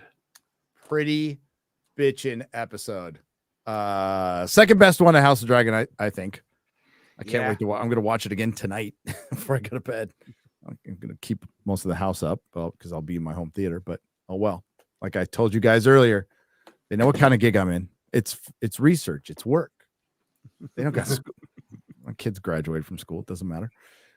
So let's get to the people. But yeah, that was a banger. That was definitely worth the wait. I think they set everything up properly. This is the way shows are supposed to run. This is the way Game of Thrones back in the day used to run in its earlier seasons. This is how the book is set up. There aren't a lot of battles. It's set up to a battle that means something, and they're usually pretty brutal. There's not like glorious battle. They're usually pretty fucking brutal. And well done. Well done. If only all television was like this, right? You're asking a bit much there. I know. You're It is asking a funny lot. that these, House of the Dragon comes out and it gets paired with some particularly clownish television show. Rings of Power and Acolyte teaming up to make the Dragon look better. Oh yeah, that starts up. We got Agatha in September too, guys. Oh god, I totally Agatha and Rings of Power will be running at the same totally time. forgot. Really? Yeah. Oh, no. They're not dropping the whole season at once, I hope. I don't think so. That could kill me, man. I don't think I could get through it. I'm gonna have to rewatch after the stream. So many great character interactions. Laurie's clocking the Moon Tea for one, topped off by the fratricidal regicide. Ooh, those are big words, man. I got regicide there. Those are big words. Too big for me. That's what she said. Now I'm imagining, hey, Mola, you remember in The Simpsons? Now I'm imagining this meme when, you remember Bart dialing the phone? I'm just imagining it's Kristen Cole, and it's like, beep, beep, beep, you have selected regicide. If you know the name of the king or queen who is currently being murdered, press 1. The thing is, that's the thing, Cole wouldn't, I don't know what he's going to do with this information. He's just like, Well, I guess the interesting thing is what it's going to be in relation to Alicent. That's going to be the... Well, because Aemond is, of course, if he actually gets challenged on this, be like, oh, it's war, Like I didn't intend for that. Are you kidding me? I was trying to save Aegon. Hail Scott. So we got Viking Beach Bum for $2 says Ryan is as sick as that episode. Yes, he is pretty sick. Very, very sick. It's not one you'd want to miss the stream on, so you know he was sick. He was really sick. I mean, he actually didn't sound as pissed off as he normally does. So there's something wrong. That's the debuff of being sick. Vhagar is a slow moving dragon. I love it. Yeah, Jude, when she comes over the forest, the trees, and it's just it's fucking rad. And I don't need this every episode. I don't want this every episode. I want it to count like it did today. Well, that was those first 3 episodes. They were packing that TNT onto the payoff machine, and then they lit the fuse. Yep. Dale T. It's been a member for 21 months. Hail. About time. I didn't know if we were going to see any battles with the previous 2 just showing the aftermath. Well, they had to save the budget for this one. And now the question is, go on. I was certain we'd be getting something of a dragon fight. This could be the only one for the season, and I was about to say that's okay. I mean, I'd like another one, but that's okay. We'll have to see what they do. But there's no way they were going to get through the entire series without showing us stuff like this. Yeah. Ryan and I were speculating where they were going to end it. And there's another battle coming. So that doesn't spoil anything, right? There is another battle. There's another battle? There's another battle. All's done. GG. But I don't think it's going to be this season. I don't think it's going to be the season, and I don't think it should really. Remember, it's only 4 seasons. That's as far as it's going. So at least we have an ending, and we know it won't take forever. Dakota Stanton for $10. I loved Vhagar's Gully suit. Jilly suit, but no, Jilly suit. She went to sniper school. Yeah, trained under Captain McMillan. Yep. They went to Pripyat. That was Jilly a crazy suit. mission. Like I said, watching the skin move between the forest trees and stuff is just like so cool. It's so cool. Chaos of the Unicorns for $5. I should have listened to Damon about Vhagar, Rhaenyra's Targaryen. Rhaenys Targaryen, probably. That one scene is all I needed to know that Sunfire is the only living thing in Aegon's life that has shown him unconditional love, tragic and sweet. Oh, TRK. Yeah, I mean, Sunfire's unironically one of the biggest victims of the whole interaction. That dragon shouldn't have been there. It's not fair at all. Brian Townsend, $5. If only episode 9 hadn't ruined Rhaenys, I would care more at the end. Instead, I kept thinking, you earned this, but a great episode nonetheless. I think she realized she earned it. I was going to say, it is somewhat softened by the Plausible. episode acknowledging that she brought herself here, and I do like that she commits to it. She doesn't run away. Obi-Wan Carlobi said, Kingdom at War, Damon tripping balls. This is true. Jonathan Hollerings for $5. They changed the title of the episode. Go back and look. Also, hi Rex. Did they? I'll have to look. Maybe they did. Or maybe the people who were predicting the title just got it wrong. It sounds weird that they would change the title. You'd think that would have been sorted out well before. It's called the Red. I will fix the episode right now. It's called the Red Dragon and the Gold. Really? The Red Dragon and the Gold, which is that's the title of the chapter. Okay, so that makes sense. What we thought it was Dance with Dragons instead. A Dance of Dragons. A Dance of Dragons. Maybe they're just saving that one. So I was going to say, you can only spend that once. So you're right. Yeah, the Red Dragon and the Gold. The Red Dragon and the Gold, and I have to fix it over here. Hang on. Well, let me do it in StreamYards. There. That will help my OCD and yours as well. Fixed in real time. Thank you for letting me know. God bless you, chat. You're the freaking best. Showed Cole has some tactics. Yes, Kangarooster. And this was his plan. This was his plan in the book and in the show. I mean, this episode serves Cole in terms of making him more of a likable character. I think it's showing some traits of him that are kind of neat. He's always been an interesting character because you can see his motivations along. He was so loyal to Rhaenyra, got his heart broken, stomped on, and then he, overcompensates in his aggressive kind of reactions and stuff. But it's always been really interesting, and so as a character, I like him. Yep. Three Bear Thunder for $10. Seriously, holy shit, that was epic. Got more emotion from a CGI dragon than anything Disney or Marvel. Agreed. True. Absolutely agreed. Suber for $5 Australian. Rhaenys never had to reckon with the murder she caused in episode 9. She just got to die a girl boss. I mean, she did. She got fucked up.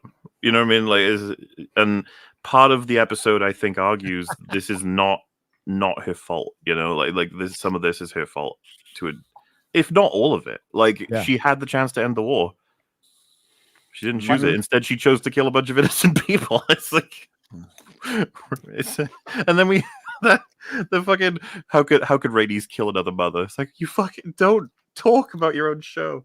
Yeah, please. Think about all the damn mothers you killed and stepped on. Yep. Viking Beach Bump for $2 says Ryan is at home heating rocks and drinking tea. Joseph Sasser for $9.99. Hail Gary Mahler. Fringy and Shad love this episode. Saying hi to my wife through super chats as she listens to this later. Love you, SD. Oh, sending message, little love letters. That's lovely. Through super chats. That's adorable. No, got to stop that. It's starting to get gay in here. Oh, thanks for the super chat. Just kidding. Daniel Gray for $5. Shame you had to fire Az from co-hosting FNT T, but I understand why you had to do after the allegations of him not really being British came out. Well, I mean, he saved me the trouble by dying, so I didn't really have to fire him. You can't fire me. I die. I died. The Desi Thinker for $20. Overall, good episode. Sunfire loved Aegon more than anyone. Although the episode wanted me to feel about Rhaenys' death, but I feel more bad about Maylee's than hers. I think that's understandable. Honestly, I think it works in the episode's favor. I do. Girl boss Rhaenys died without addressing episode 9 small folk genocide. Well, she could talk about that with her Valyrian gods, I suppose. Mini Galen for $2. Ding dong, the bitch is dead. Listen, I'm not unhappy that I don't have to listen to her say hypocritical things in these episodes anymore. It's like she's out now. And that's what I was thinking the whole time. Like, I know she was frustrating, and it's like, oh, you don't have to wait long. Don't worry. Oh, yeah, right. You would have known. Dirt is king for $5. They massacred Sunfire. He was the prettiest dragon. They mangled him. Also, the Darkling shield was inconsistent for how many white shields they've had. Well, they changed they changed the sigils. I don't know if that's what you're talking about, but yeah, because the Stokeworth sigil doesn't look exactly like the ones I've seen in the past. But there's different versions. It depends. Good call, though. Look at these guys. They notice shit. Monkey D. Shane for $10. Is it possible to write a good show where people have common sense and ask legit questions before acting, or would that not make good entertainment? Make it make sense. Hail, bring back happy endings. Not for this show, but I think we do in a lot of other entertainment. Well, it's the thing, right? Because some people do that thing where you criticize stupid actions. Like, if everyone acted logical, there wouldn't even be a story. And it's like, logical to person A is not the same for person B. You've got to characterize them. You got to get them. And then, of course, it's totally fine to throw in characters like Aegon, who are unstable. Fucking House of Dragon is filled with unstable characters. And I mean, it's also not uncommon for people to really be entertained by stories where all of the characters are being like super duper logical and like where everybody's like super hyper rational and intelligent and making really smart decisions. The idea that you need some people to temporarily be dumb in order to make for good entertainment just feels like such a cop-out. Well, poor Otto was making a lot of sense a couple episodes ago and he got fired. Yeah. Because there's illogical people in the world, and what's more important is that the characters be consistent to their intentions, their goals, and things like that. And even the illogical people, there is a line, of course, where, you know, if someone decides to just randomly pick up a gun and shoot themselves in the head, and you're like, what the friggin', you know, so there is a level of absurdity that can break your immersion. But you mean like a character who was perfectly willing to turn themselves in and then not immediately, and then flipping on a dime, being good? Stop reminding me of the Acolyte. I'm sorry. Not sorry. Mike S. Hangout for $9.99. Good evening, gentlemen. I really enjoyed this episode. So did I. I appreciate the slow burn and the world building it took to get to this point, but I like this episode very much. Thank you for reviewing it. Our pleasure. Believe me. Yes. Believe me. I look forward to this every week. And I mentioned it pretty much every time we totally not watch it together, guys. Like, I really fucking missed Sunday it was 6:00 on Pacific Coast time, but like Sunday night, hanging out, listening to that Game of Thrones theme come on. Those are good times, the early times. But we just love hating on things. Yeah, we're haters. Seriously, like, this is what I prefer: reviewing good shows and enjoying it and hanging out with your mates talking about it. Yep. Game of Chair, a Drogon story. Says Obi-Wan Karlobi for $5. Thank you. Henry back to play for $4.99. Hail, dudes. For me, Game of Thrones was a bad breakup, and House of the Dragon has been like dating her sister, just not in the same way. But tonight, she was on fire. Nicely done. Yes. Well, I think I heard you guys talking about, I can't remember what live stream it was. I watched so many. But you were bringing up, I was Drinker talking about prominence and like bringing it up to the prominence of Game of Thrones. This show will never hit that. Ever hit it. But the fact that it's good and it's successful after a colossal fucking crash like Game of Thrones is a miracle in itself. Well, and I think that, the whole notion of there's no one to root for, that keeps getting brought up. And it's like, well, maybe that's bold of them to actually tell a story where they know there's no big hero character that we can get behind for a full season of rooting for, and they still decided to try and tell this story as best they could, right? Because there's still production values are just off the charts. And let's be honest, we're not in a sea of amazing TV shows right now where we can just watch all of them. Yeah, like Breaking Bad. I mean, I rooted for characters who were horrible. So I love Mike Somewhat. Yeah, Mike was awesome. Mike is fucking awesome. And I kind of root for Damon just to see what he does. He's compelling, right? Exactly. So there's that. It's a credit to the show that, first of all, I rooted for Viserys. He was like the GOAT in season 1. And I'm so invested in what he cared about that I want to see what happens to the world now, to these characters. And even if there's not necessarily good people to root for, there's one or, Jace, isn't it? I'm invested to see what happens. And it's a credit to the show that it's managed to do that, to make me interested, even in terrible people, and to see what happens. I mean, it goes to show you, right? Like, I understand not wanting to deal with a whole show filled with people who are kind of messed up in all kinds of different ways. Like, it's funny. The show would probably argue Rhaenys is one of the better ones, while we would be like, she's one of the worst ones. So it's like the complication and all that. It's like, to draw enjoyment out of it. I understand that being complicated, and if it's not your thing, so be it. But we cannot deny the skill on display with some of this for the craft of storytelling, TV show making. We talked several times about it's unreal to have it as a comparison to other TV shows that are currently releasing and how inept they are. But I mean, to your point, Game of Thrones had more good characters, obviously. Yeah, it just did. Rhaenyra the Cruel. I got you. Have a look at the profile picture. I know. I just got it once I saw that. I'm like, oh, I get it. Why is it always the dragons that suffer when you High Lords play your Game of Thrones? Great episode, second best of the series. Look closely at my PFP. I have now, and that's kind of how she is in the book. She gets a little rounder in the book. They made her a lot less rounder in this show. She's supposed to be very frumpy, and she used to be the realm's delight.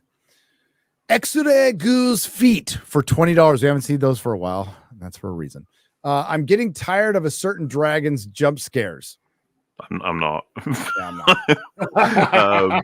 As long as you justify them, we've had, Wait. What is it, 2, and they've both been very justified.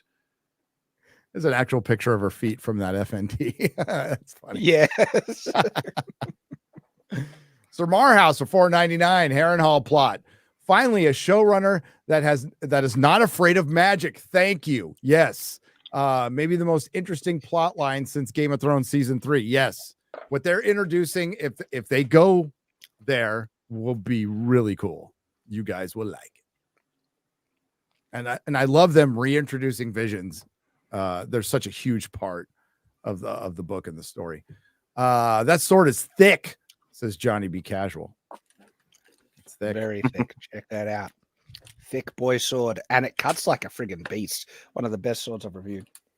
Nick the Greek for $9.99. I liked how the dragons mimicked eagles locking talons while plummeting from the sky. Very cool. I'm guessing they probably drew on that. They probably, like, if they're skilled, they're like, how do flying things fight? Yeah. And that would be my guess. I do not watch the post show interviews because I watched them last year and regretted it. So I don't want to know what the showrunners fucking think.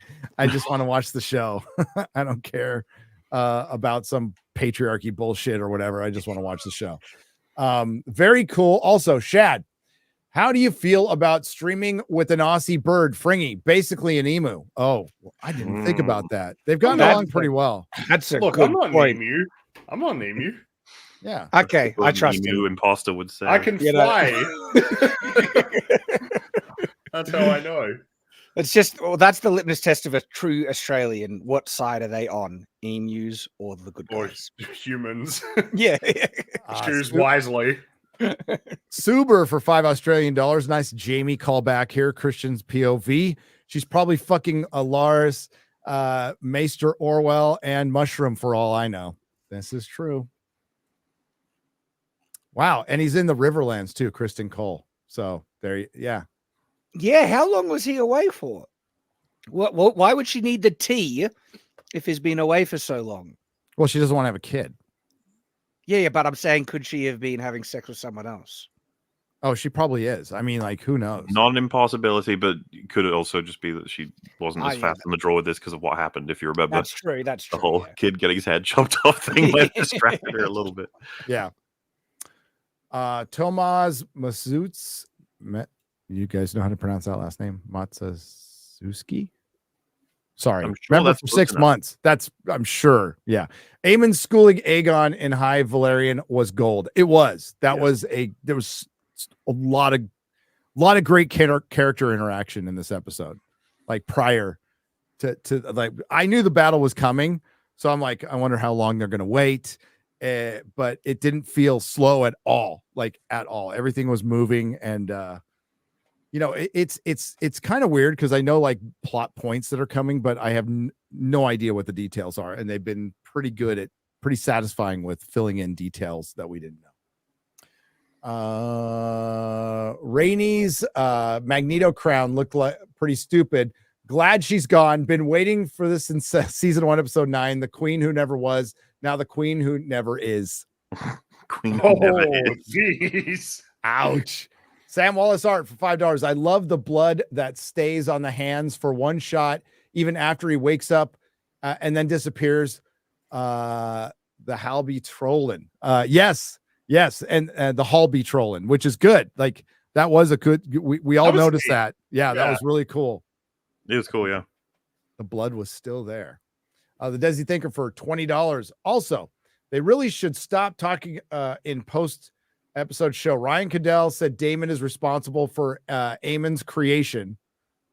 No, Alicent is. Yeah, it's more Alicent than it is. Well, it's all this show has done so much work to argue it's almost the whole world, right? It's how everyone treats him, how his mother brought him up, his role in the family being a second son, his interest in trying to earn the position that Aegon was delivered.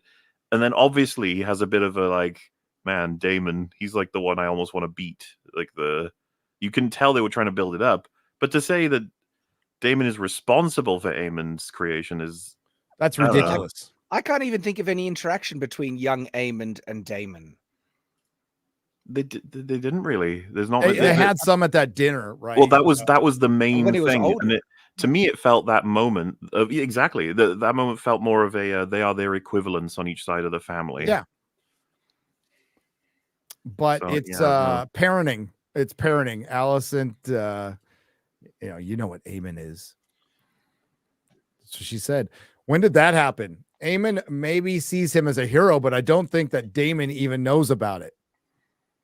I think Aemon respects him, but wants to beat him and loves the fact that Damon wants to kill him. Like absolutely loves it. Yeah. Damon now is very much aware of him. We saw in the dream sequence that he, sees himself in him when he sees literally himself wearing the eye patch. Aegon, I'm still alive, but very badly burned.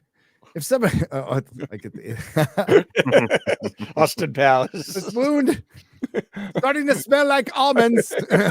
Very badly burned. What is the stuff she gave Damon to drink? Oh, help me, chat. I'm blanking. There is a name for it. There absolutely is a name for it. Well, maybe it's worth not speculating because the show might have its own opinion, Yes. There you go. B. Quinn for $5, $7.10 only because Rhaenys was arrogant about having battle experience, but then forgets her main job of providing air support to the ground troops. I don't agree with that. She was dealing with dragons. Like the ground troops were like the troops. She was protecting people behind the castle. There was no ground troops outside the castle. Well, there's also just the notion that the dragon fight determines who wins the ground battle. Like it almost puts the fight on pause because it doesn't really. Which side has a dragon remaining, that side is winning. So she's obviously got to focus hard on I wouldn't blame anybody for putting 100% of their efforts into the dragon fight as opposed to. Well, yeah, because whoever, it's like you said, the last dragon standing determines the winner. Yeah. And we did. Thank you, Brando Commando, for $2. We pulled up the episode. How's Stanton, by the way? So they were all behind the wall, behind the castle walls. They were fucked. They were fucked anyway. Only if Rhaenys and just burn the shit out of everybody and kill both dragons would they be okay. They are not okay. Even if there wasn't that very tactical fall of the dragon crushing the walls. My only real gripe with this episode is it was unclear why they wouldn't send more dragons than just melees. I thought they made it clear. They don't want to send Rhaenyra. They don't want to send Jace, and Damon's gone. And like maybe you send Baela. But then Rhaenys would go, fuck no, I'm going in her place. It was like the right decision. There are some complex strategies at play because if they send all their dragons, they leave Dragonstone vulnerable, and if they're, and so there's that balance. If they were aware that the big dragon was lying in wait, then I think they would send all three out as a chance to try and take Vhagar down. I think if they knew Vhagar and Sunfire were there, they might have just let it be a loss. As in, like, if we send Meleys, Jace, Baela, like, they could all die. I don't know. It's a risky move. Because remember, they weren't even sure of sending Caraxes and Meleys to fight Vhagar. Well, if they knew Vhagar and Sunfire were going to be there, they go, let's go to King's Landing right now. That's actually probably, that's what we will do. Yeah. Yep. So, so why hold back? I think they made a pretty good argument throughout the show that they've been like really hesitant to use dragons, and now we kind of see why, because it's just it's a clusterfuck. When you have dragons fighting dragons, it's a lot easier when you're Aegon the Conqueror and you have 3 dragons and you're just burning the shit out of armies in the field and melting castles. But it's a different story when you have dragons fighting dragons. So that would be my but that won't be the last dragon fight. Why did they film it why did they film during the day? Well, I like it. Well, we got the explanation for why it happened in the day. I was going to say, first of all, thank fuck we got a day fight, because the night fights drive me nuts sometimes with the way they make these shows. But there was a narrative reason for it to be daytime. It was a counter ambush. Yep. Timothy Torrigan for $5. Why did they film? Oh, I read this. Sorry. Instead of at night and adjusting the gamma levels. Are you being sarcastic? Maybe. I assume is that referencing yes. Oh boy, that is still, the long night is still one of the hardest to watch episodes of TV, not just because of the writing. Dude, that fucking see. That is fascinating as an event that happened, that was being hyped up as this will be comparable to Helm's Deep. That's just funny. It's almost like that's something you shouldn't do. Stop comparing the next episode. You know what? Just release it and let people make their own judgments. Keep Helm's Deep out your mouth, okay? And compare directly with this. The hype for the battle of this episode was mainly from people who knew it was coming from the book and the promo from episode 3. You know what I'm saying? That we didn't have loads of writers and interviews saying, oh, this is the fight. This is going to challenge Helm's Deep. Oh, it's so long. Oh, it's actually, so many people will die. You don't even know. Like, all this bullshit is like, no, they just let it be what it is. They kept their mouth shut. Unlike with Rings of Power, like, we have a multi-episode battle. Things are actually going to happen this season. Vermithor for $20. The horns have been blown, and Aemon will answer. Give Matt Smith an award. He is a good red wine when other shows make us drink radiated water. Hats off to the CGI and sound teams for the work on the dragons. Hail, boys. Dude. Yep. I can't wait to see this with my Atmos sound in my theater. Oh shit. It's so great to see the whole panel happy. Rook take Rook. We are happy. We are very happy. Yes. Well, we're always happy, but we're not laughing at stuff. Okay, we're enjoying it. Black Council needs OW. Corlys chastises them for what? Defending an organization for her sake. The show's literally, you were supposed to do nothing for 4 weeks. How dare you try to prepare, poor guys. Well, that's what I'm saying. I do think it's an interesting sort of dynamic, right? They're showing distrust and disrespect for their queen, and that's what I think Corlys is trying to address, not necessarily the strategy. Nobody thinks her going to see Alicent was a good idea, but at the same time, you try not to shit on your king or queen in the middle of council meetings, in front of subordinates. Yeah, that's just a basic thing. Well, it's why I love you take her behind the scenes. She needs a hand for one. She doesn't have a hand. Yeah. That's why I love the Green Council comparison, because Aegon essentially lays out, Aemond, you're doing treason, and then Aemond counters with the Valyrian stuff, and it completely distracts everything. And he's like, he diffuses it, because it's like, yeah, this is getting a bit. Oh, yeah, we're fine. And yeah, Corlys does the same thing. He straightens up everybody, being like, look, we're fine, okay. And then she arrives, and yeah, it makes a decision.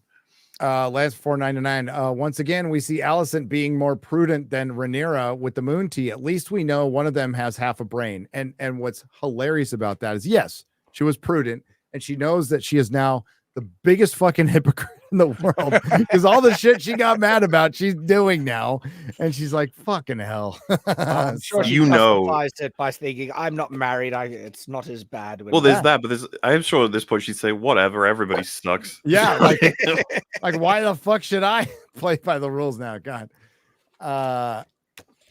Gary spoke true. This story is getting very bloody. Yes. June's melody. God damn, I'm retarded. Melody. I may have allegedly cried more seeing Sunfire and Meleys die than having seen any human characters die. Lilac and Snozberries for $9.99. You do feel for the dragons more. You do. And I think that's somewhat deliberate. I don't think it's accident that they didn't make their deaths just like roaring. That it was sad when Meleys dies. It's sad. You see, like, well, the light fading, from its eyes. Yep, she did her best. So Marhouse for $4.99. Wait, does the dragon Alicent drops at the beginning of the episode lose its right wing like Sunfire does? I don't remember. Oh, interesting. Foreshadowing. I didn't even realize. Did Sunfire lose a whole wing? I couldn't. It got bitten really bad on. Really bad. Really bad. I don't think it got ripped off. I mean, it would work either way, even if they're not the exact accurate wings, to have a wing break off of the miniature and then that. Yeah. Sweaty Zeus Gaming for $9.99. I'm kind of shocked no one thought of not showing Aegon's body as Cole reacted at the end. Kind of pulled the punch and killed the reaction. The book description is horrible, and I was looking forward to it. Well, they still have that. You can still I think they're baiting everyone for next episode. Just like, is he alive? Is he dead? Who knows? I'm not entirely against that decision. I think that's a good decision from like a television standpoint. That's very much a thing of, you've gotten a whole bunch of story. We'll keep this one thing for you so that you can tune in next week. And then it invites people to speculate. Hey, is this Call of Duty? Yes. I got it. Aemon definitely camps in COD. Is that how you say it? Yep. There you go. Hey, okay. Great. If it works, do it. Hey, look, all right.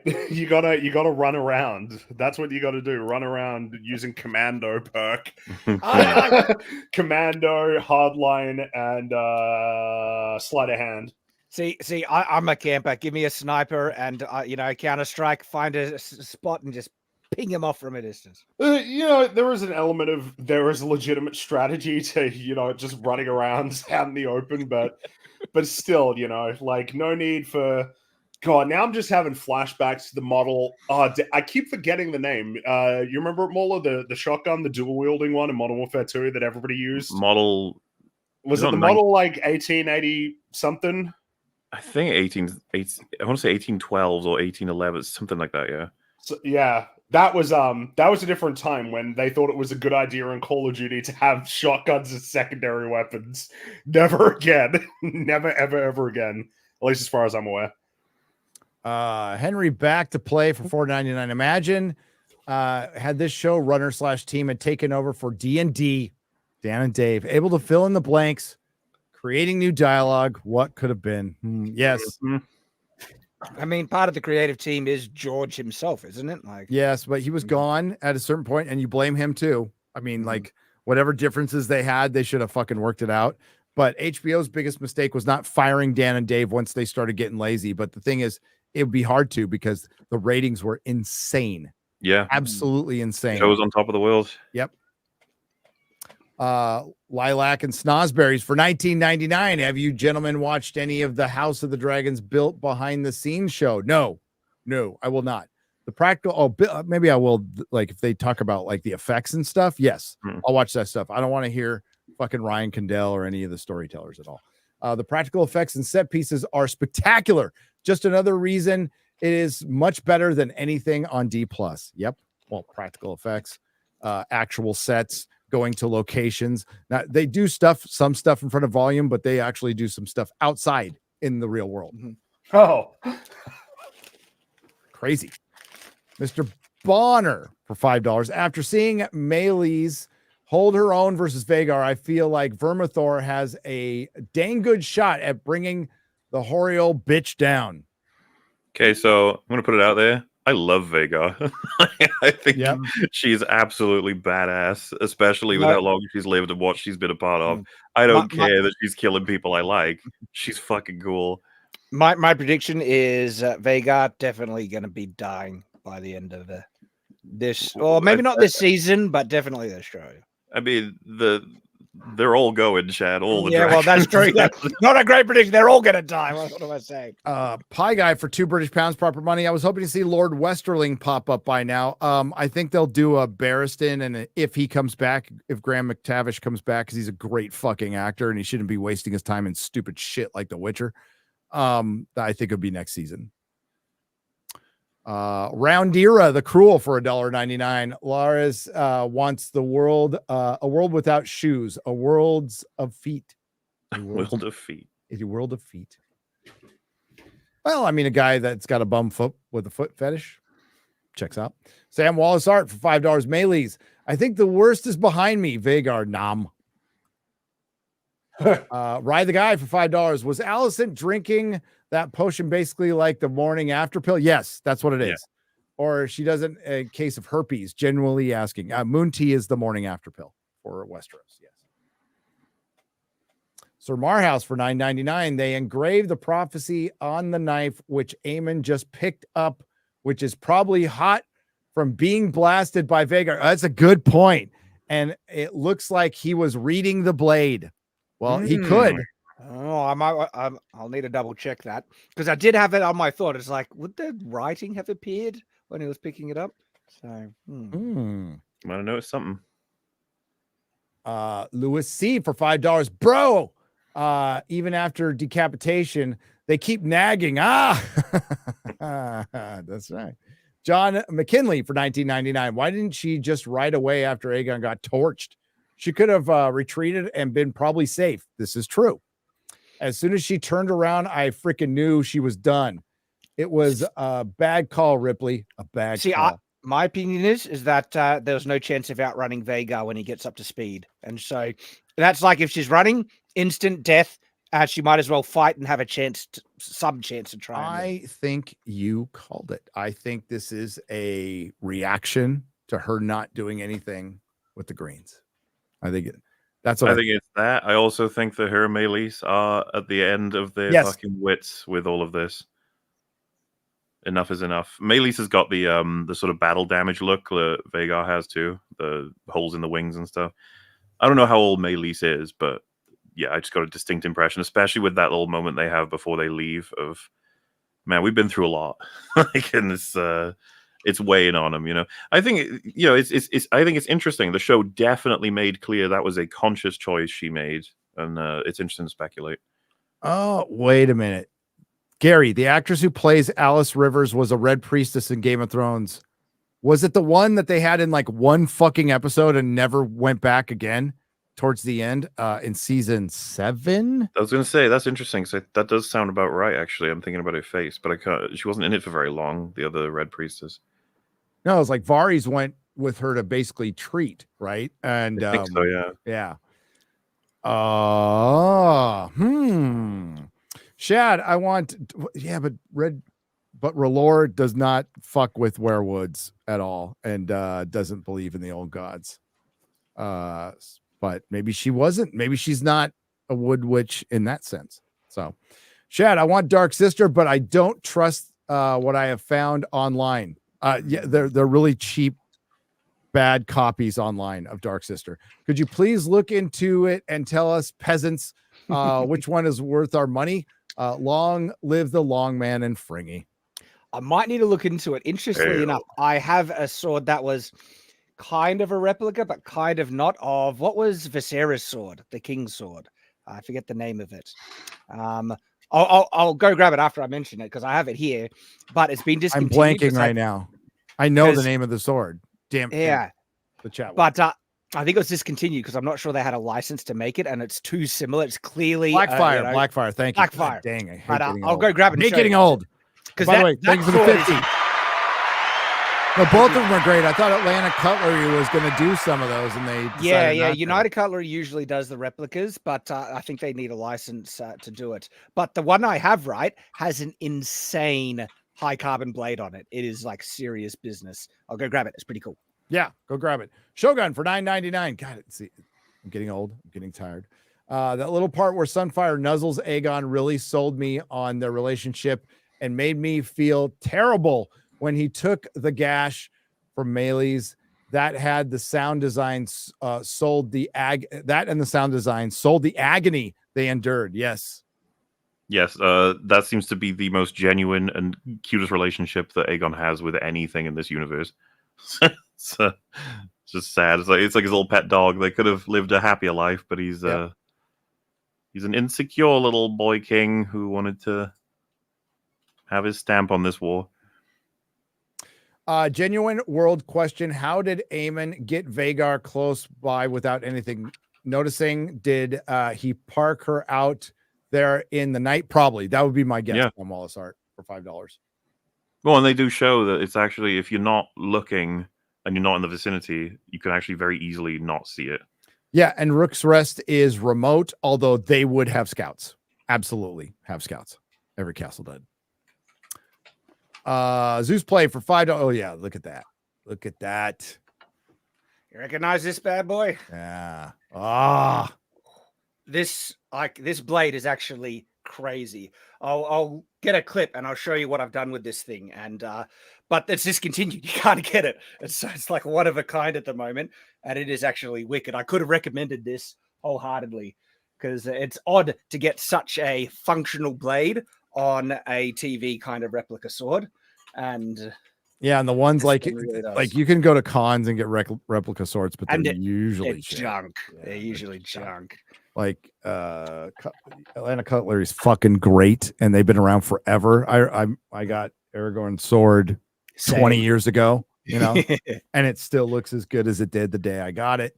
So Zeus play for $5. Not sure R.R. Martin did this consciously, but royal bloodlines and reptiles are the thing in real life as well. No, yeah, sure, yes, they're all lizard people. Louis C for $20. Number one, I like new Kingsguard bumping into each other after other as undisciplined. Yes, and they brought it up too. Aemon brought up that you brought your fucking bros basically. I like the part where the Aegon looks at the Kingsguard behind him, and he's just awkwardly shuffling at his armor, like, it's just so lacking any kind of this shit to the Kingsguard right now.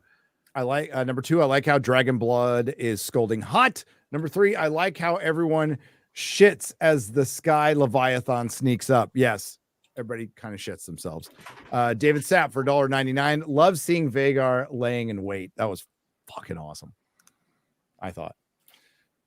Sam Wallace Art for $5. I like that Melee's injured Vhagar with the weight advantage plummeted far down before breaking off safely, and V's fat ass is too big to recover. Yeah, I mean, that's the advantage you have over Vhagar, is it's slow and lumbering, and eventually when it gets going, it's impossible to stop, but you have a moment of opportunity to either get the fuck out of there before it like recovers if you're fighting in the future, or you like hope multiple dragons have to come down on it fast, like really fast. Every castle should be armed with scorpions now, says Romula Garcia for $1.99. Maybe they can't afford them, but you're right. The Wicker Man for $4.99. So Fringy danced around my question last time. Stop dancing, Fringy. I'll ask him again. Do you think that ATSV is good or bad? Only answer with good or bad, no third. Wow, somebody's really trying to hold you to that. What's my opinion on Across the Spider-Verse? Across the Spider-Verse. I probably need to rewatch it to form like a definitive opinion on it. Hang on, is that the one that had the most cheap, crappy, to be continued cliffhanger? Yeah. Because that pissed me off. I hated it. Last time. I'll say I wish that kind of effort was put into like a Spider-Man instead of a Miles Morales. But that being said, the animation and the style is pretty fucking cool. It's pretty fucking cool. And it was an incomplete. You can't. It was not. I enjoyed it, but I can't say it was good because that ending was dog shit. I was fine until the ending. Same. Yeah, I'll say it. Well, I think we talked about it last time, but the story is kind of incomplete. I need to know about all those canon events and how that gets. Like, sorry, I need to know what that means. And you don't have to apologize for this. If you want to test out your sound system with a 4K Blu-ray, you grab that and you get that opening, dude. That opening as everything fires up and like it is some of the craziest fucking surround sound you will ever hear. Right. Okay. Yeah. So like as far as sound engineering, fuck. Hey Gary, I'm sharing something just to see what this sword has done, right? So are you seeing this? Pay attention to the blade. Watch what happens to the blade when I do this. And so this is the House of the Dragon sword. Did you see what happened then? The bend or? Yeah, look at that. Look at the temper on that thing. Holy crap. Wow. Man. That is like insane. Most swords would snap under that type of abuse, and this thing just sprung back. I'm glad you didn't snap the one-of-a-kind sword, Chad. But that sword is friggin' awesome. This one right here. It's like can do stuff. Rhaenys wasn't trying to escape. She just got lost. Biker Anglo, member for 17 months. Jane Theory. Everybody give her a hand. Hey, she was on our live streams in the past. Yeah. She has moved on from YouTube and because she's smarter than everybody here. Jane Theory, thank you for the $5 super sticker. Thanks for being here. We miss you, but you're awesome. Hope you're super fucking happy. 7 NP for $9.99. Tonight's episode was classic Game of Thrones, the emotional toll in this one. Hey, Leslie and Crazy KK, this is how you entertain and not preach. House of the Dragon flagship content right now. Strong women, not whammons. Not whammons. Yeah, it's amazing. This hasn't gotten review bombed, 7MP, guys. That's crazy. What? It hasn't been review bombed yet. We'll get around to it. Okay. Yeah, it's on the agenda. Right. Thank you for being a member. Eka Sketch 21. Oh, Etch a Sketch. I read it wrong. And I should know. I've had Etch a Sketches. Victor 3157 for $27.99 Canadian. I'm reading through A Song of Ice and Fire right now. I just started A Clash of Kings. I need to reread the earlier stuff like pronto. And I got a major spoiler for this show. Yes, you would. And if you continue reading, you'll get more. I know who wins the war. I'm still happy to see how it happens. Mahler, Long Kong, when? Well, who knows? Who knows? When there's less going on. When there's less going on, probably. Yeah. I'm sure it'll be a movie fab. This is a really busy time right now. Fuck yeah, it is. I now miss the quiets that we had before everything blew up. In May, when we're like, there's nothing. There's literally, that's why I took a vacation. I'm like, fuck it. Taking a week. There ain't nothing to talk about. David L., member for 15 months. Today is Rhaenys' birthday, according to Wiki, the Wiki of Ice and Fire. Rhaenys was born in 74 AC on the 7th day of the 7th moon of the year. 7/7. Oh, there you go. She died. She died on her birthday. Interesting. Big E for $5. Winner of episode 4 are Eamon for being the host, roast of Aegon, and Max and Allie Rivers for prepping that audacious drink for Damon, tripping balls. Yeah, that was a Pan-Galactic Gargle Blaster. That's what it was. Hitchhiker fans will know what I'm talking about. I see you out there. Offer Knave for $5. Shad, do the dragon effects in House of the Dragon make you wish you could see Dragonlance in live action? If it was done well, hell yeah. I'm just so few things are done well. I'm almost at that point where I'd rather them not adapt my favorite, franchises and properties than risking the slop that usually comes out. Somebody brought up on Twitter, like, would you bring back Ash versus Evil Dead? No. I want that show. I'm so bummed that show was canceled, but I wouldn't bring it back now. I wouldn't bring anything back now. I mean, I wish the Wheel of Time adaptation was never done, because that is just an abomination that insults it at this point. But like, if it was ever done well, it would have been great. I would have loved it. Hell yeah. It would have more people reading the books. Oh, hell yeah. Yeah. So is that going to be their thing? They come out with shitty Tolkien and shitty Jordan and then shitty Tolkien. There are shitty versions of it. I can't say Tolkien shitty or Jordan, but so they're just going to alternate it every year to jump onto something else. Like the bad strategy. Dragonlance is one of those beloved fantasy properties that is ripe for the picking. And so I could see it on the not now. Block. Yeah, ripe for the picking for some DEI bullshit. So yeah. Leave it alone.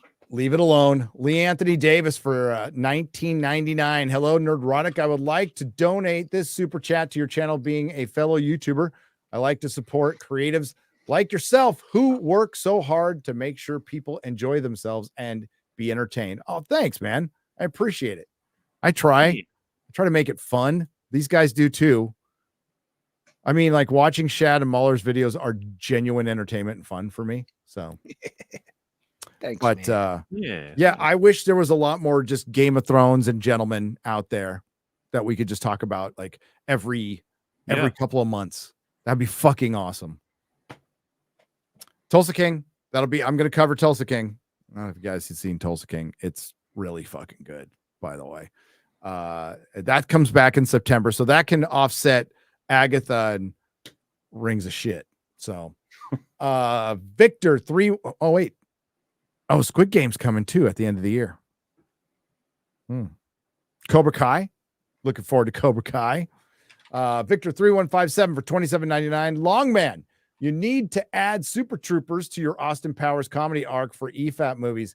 It's one of the things I can be proud of as a Canadian. It's going to be stacked. Like we can't fit those, but we're already trying to figure out what the fuck we're even doing with it. Like what movies are actually going to make it in, Okay. Super Troopers or Beer Fest? I don't even know if either of those can. I don't know if they stack up to the rest, but I think Beer Fest edges out Super Troopers, because Super Troopers is fucking 10 out of 10 for the first half of the movie, and then it just goes to 8 out of 10 at the end. Beer Fest is consistent all the way through. Nana's not a hooker. We'll figure it out. I fucking love Beer Fest, man, so much. Jane Theory, who's been a member for 49 months. Bless you, Jane. Vagar versus Melees versus Sunfire, the golden 10 out of 10. That battle was 10 out of 10. That battle was 10 out of 10. I will say so. Holy Shad, what about dragons? That's the question for... Shad, sorry. Yeah, it got answered this episode, I think. Yes, it did. That's what it's about. JFA, is this Jodie Foster's Army? Is this the punk rock band? From Phoenix, Arizona. I don't like how they justified everything Rhaenyra does now. The blacks are always on the moral high ground, and the greens are just aggressors that usurped her, killed first, and rejected all peace. That's why they're. I don't know. Well, the thing is, you say I don't like how they've done that. Is it only because it's not what you're familiar with the book story? I don't think it justifies it. Like when Rhaenyra met with Alicent, the only out of those two, the only person that actually had the power to stop the war and save everyone's lives was Rhaenyra. If she just if she cared about the welfare of the kingdom, saving thousands of people's lives, she would abdicate her claim and just not go to war.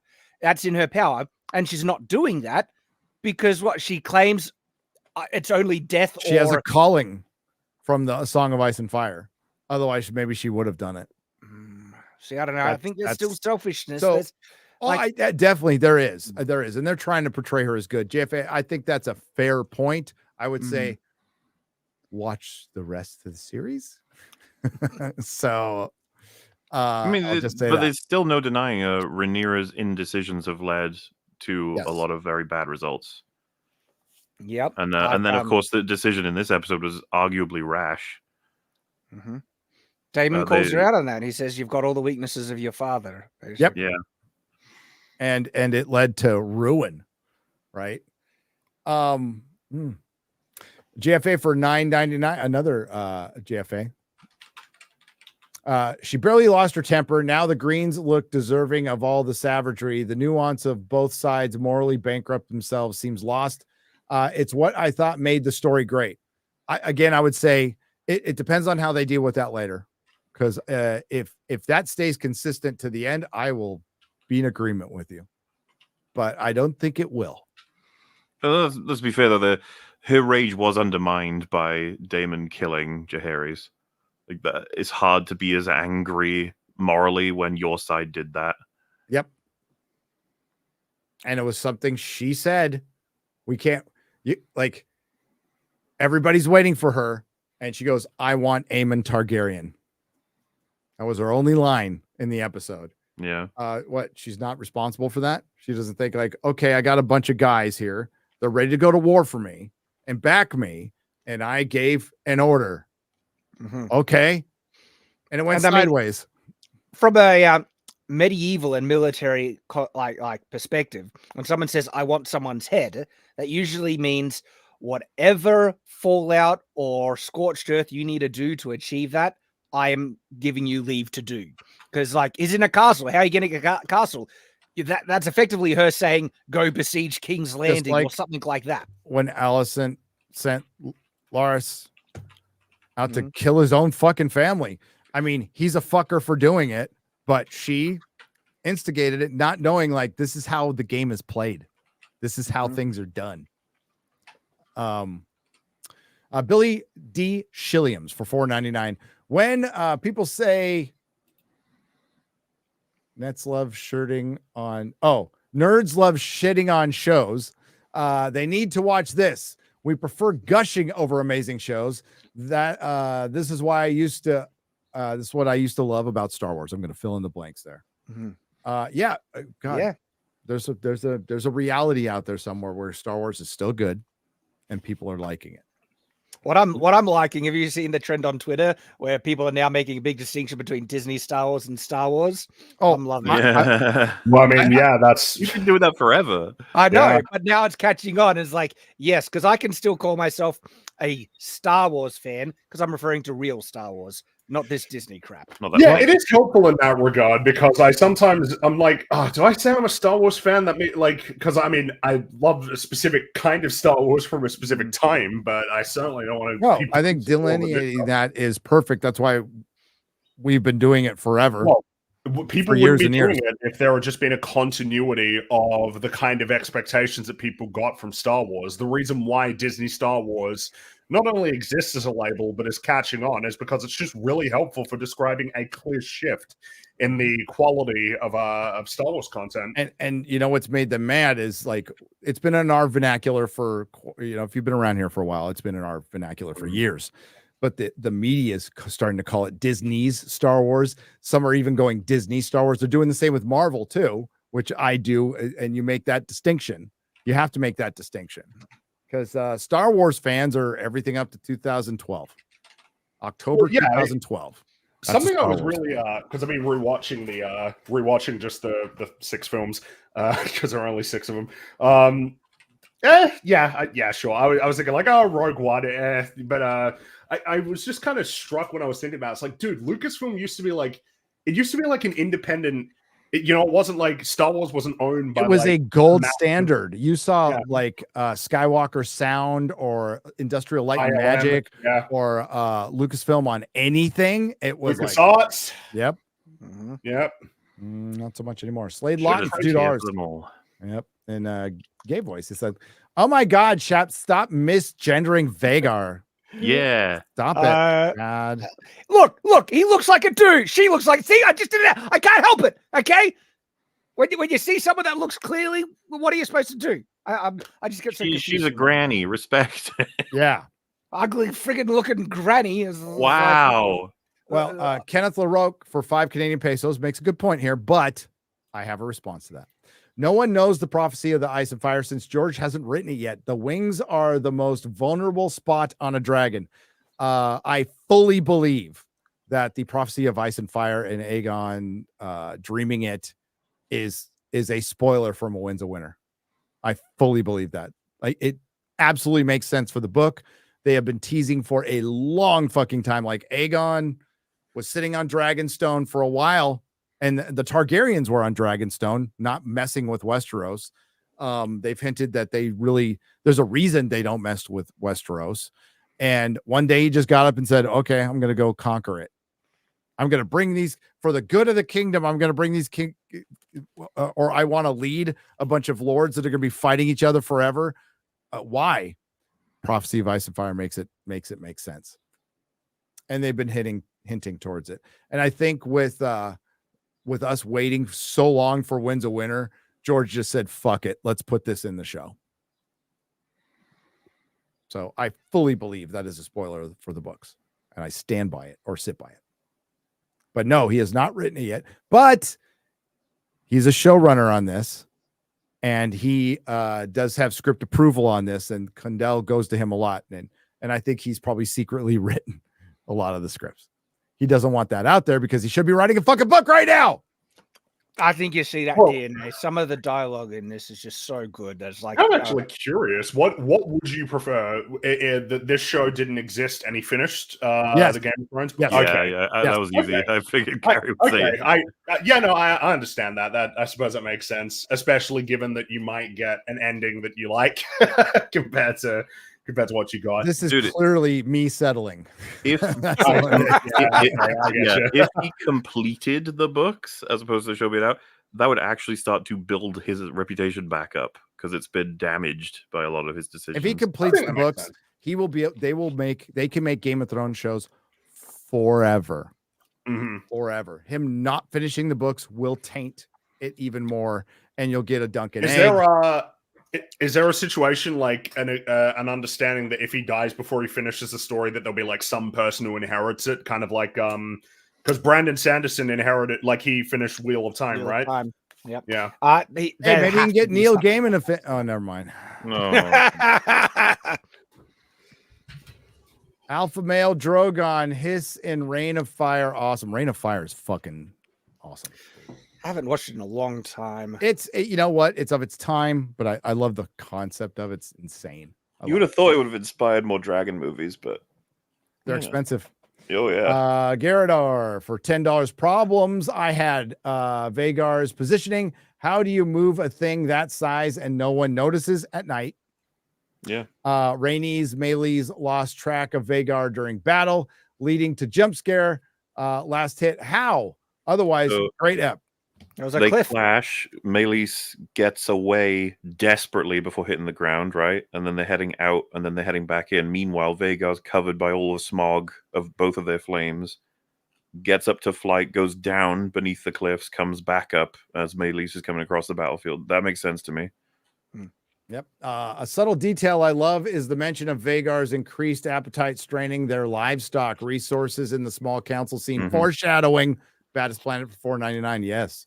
War Van Eagle TV for $4.99. Vagar snaps Melee's windpipe, making her sound like Joe Biden at a debate. Not that bad. Taylor Ramirez for $4.99. Hello, Taylor. I feel like this episode would have been better if we got a shot of Osha waking up from being knocked out. I agree. I agree.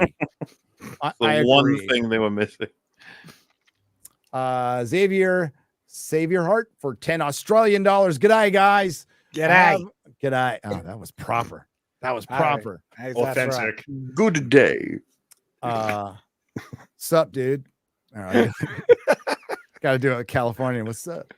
I have just hiked a mountain in the early morning, cold, -3 degrees Celsius. What is that, like?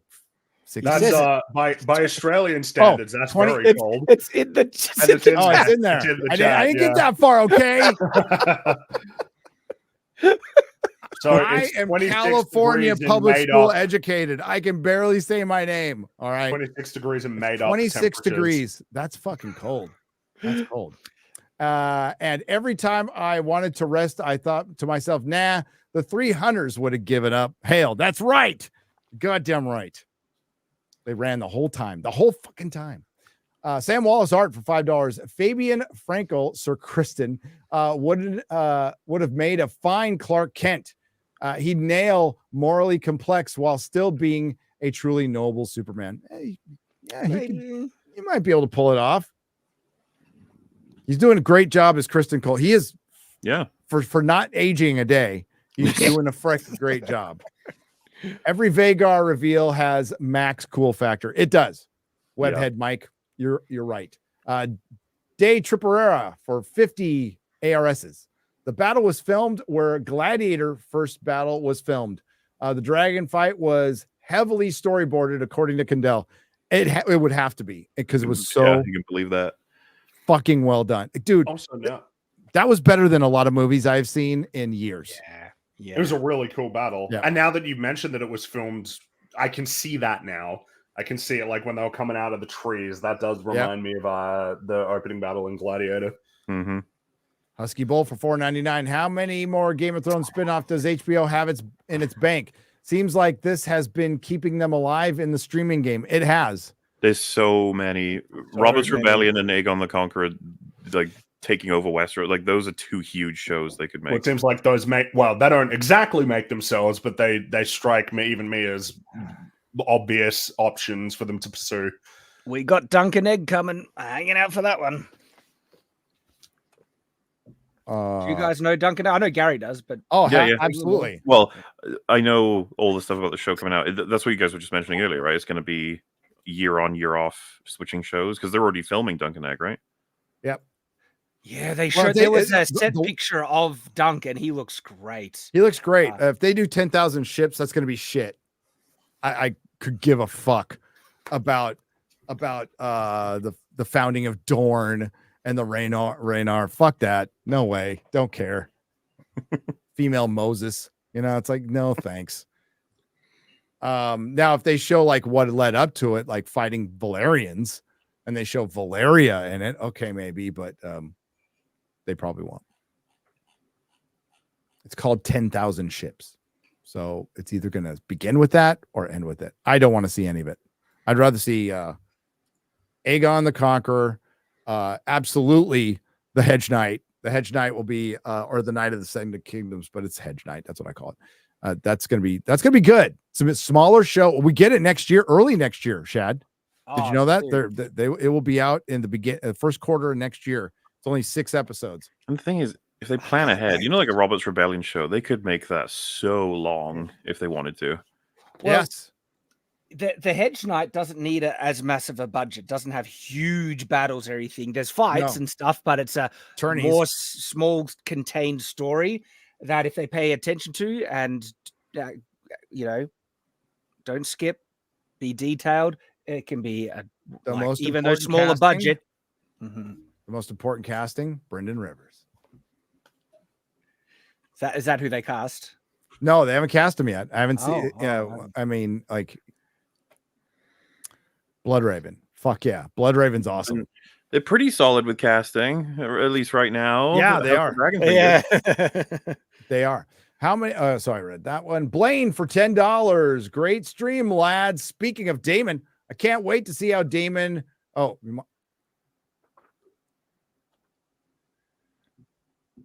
You're clean. It's I almost was like sad that I had read it already. It's Rhaenyra's death. Okay, yeah, I was like, whoa. So Rhaenyra's death while on his trip. Well, we'll see. Yeah.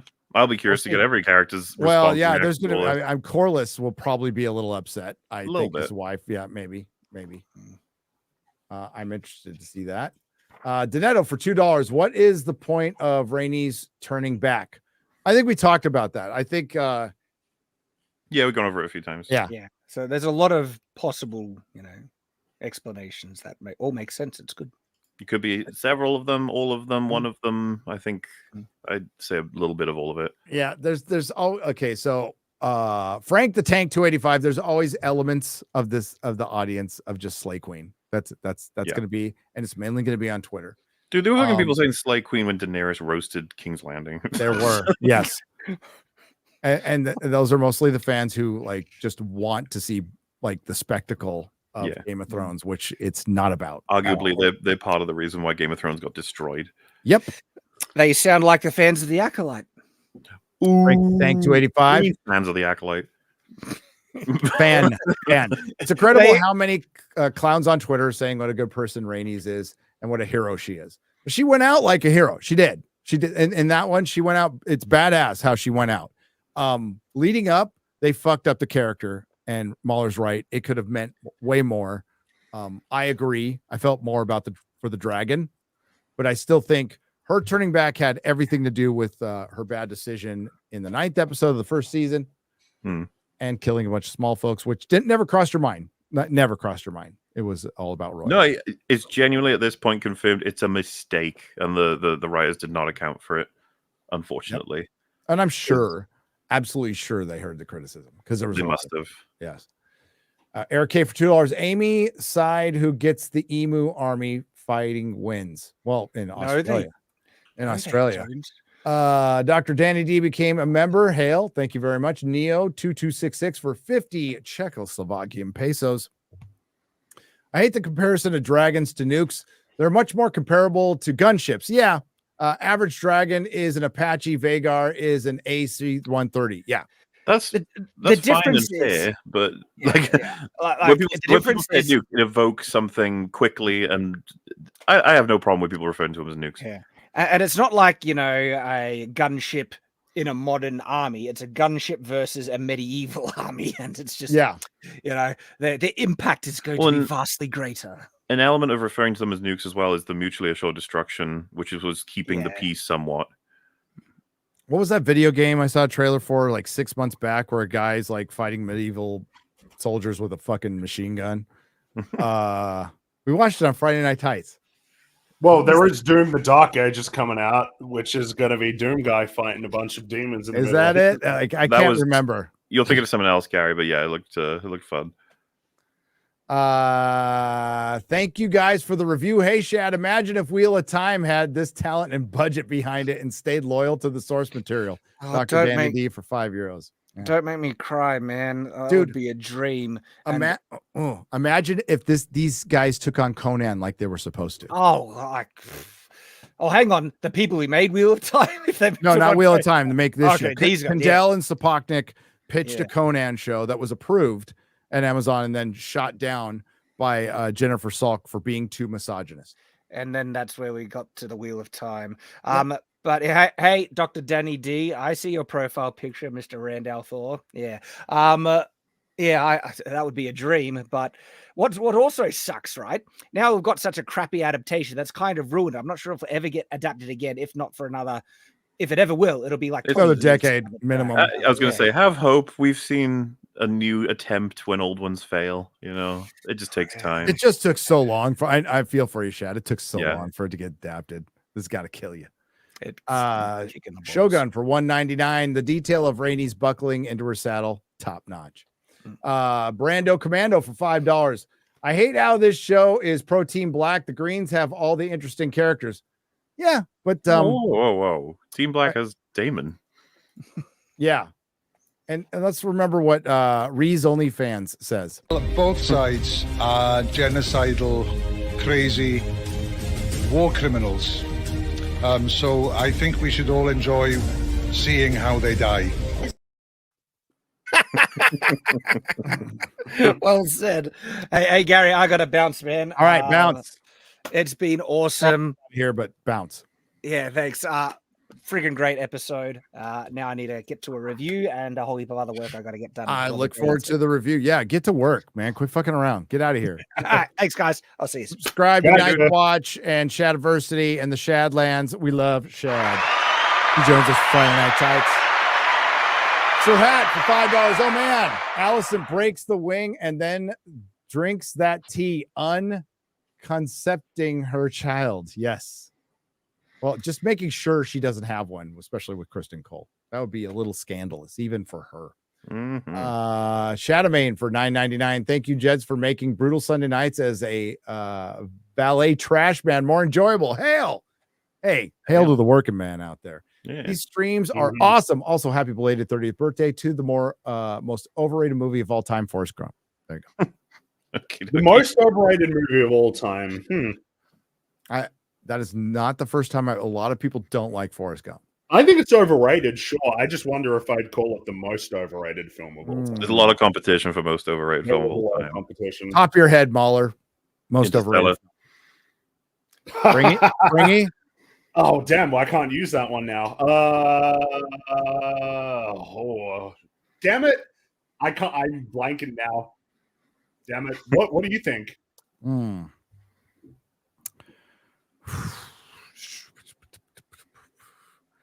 I mean, everybody knows they're like, my first thought is Avatar. Any Avatar movie by James Cameron is completely overrated. That's such an interesting one because, like, I think if you said that, everybody would agree, but at the same time, those films are cultural. Well, everybody goes sees it, but nobody talks about it. It's fascinating as a film series that makes so much money but has such a small cultural footprint. It's kind of crazy. Oh, Endgame is one of the most overrated films of all time, actually. I agree with that. And that's when I when I saw it, I liked it. Yeah. And then I did a review right afterwards. And by the end of the 3-hour review, I didn't like the movie. No, we had the same thing when we talked about it on EFAP. I think we knew that our opinion was not amazing. And that by talking about it, that it would start to unravel. Yeah. Blade Runner 2049. Ugh. Yeah, that's very overrated. True. So fucking overrated. Horrible movie. Sir Marhouse for $4.99. I was happy to see one of the lads show up. Do you are you thinking we will see the rest? I always enjoyed the thought of just 3 young dudes fucking shit up. The lads show up for what? Like, what's this a reference to? Think we'll see the rest? What lads? Do your best to read these before you read them out for us, by the way, because now I'm starting to worry with some of these potential. Okay, well, I have no idea what this is in reference to, though. Okay. Yeah, I don't. I'm trying to think, but I don't know. Don't answer the chat or don't look at the chat. But it might be because I'm tired. Sinners Like Me for $1.99. How do you think the season will end, book fan? I can't say. I think it'll end like the book. I think it will. How we get there, I think, will be very different and probably better. But I think the better question is, guys, where do they end it?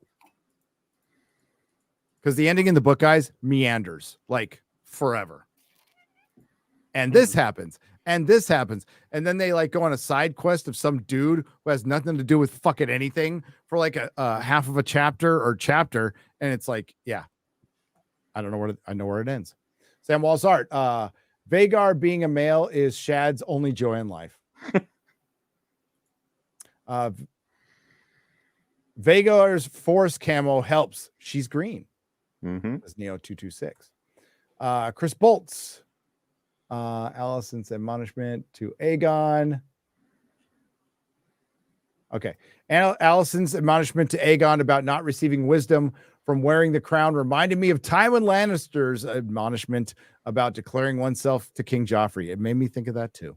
Do you remember the absolutely brilliant scene when Tywin starts to teach Tommen about what makes a good king? Oh, yeah, you showed me that one. That's really cool. It's and then just like wisdom. So yes, wisdom is what makes a good king, and he looks so happy. Yes, because he's finally dealing with someone who seems to actually take his advice. He can mentor him, and unlike Joffrey was a fucking idiot. They knew Joffrey was a monster. Like they all knew, you know. Forging Valeriance for 199. Sunfire is the best actor in the book, in my opinion. There you go. Dragonwise, hookers and blow, titties and blow. Says it twice. I used to like titties and blow back in the day. I just like titties now. So there you go. Darth Quefius for 20 or for 2 euro. Fucking pounds. Sorry. Vagar Zarbamba, Hail King Aemond, Damon, jealous. He's probably jealous he's got Vagar.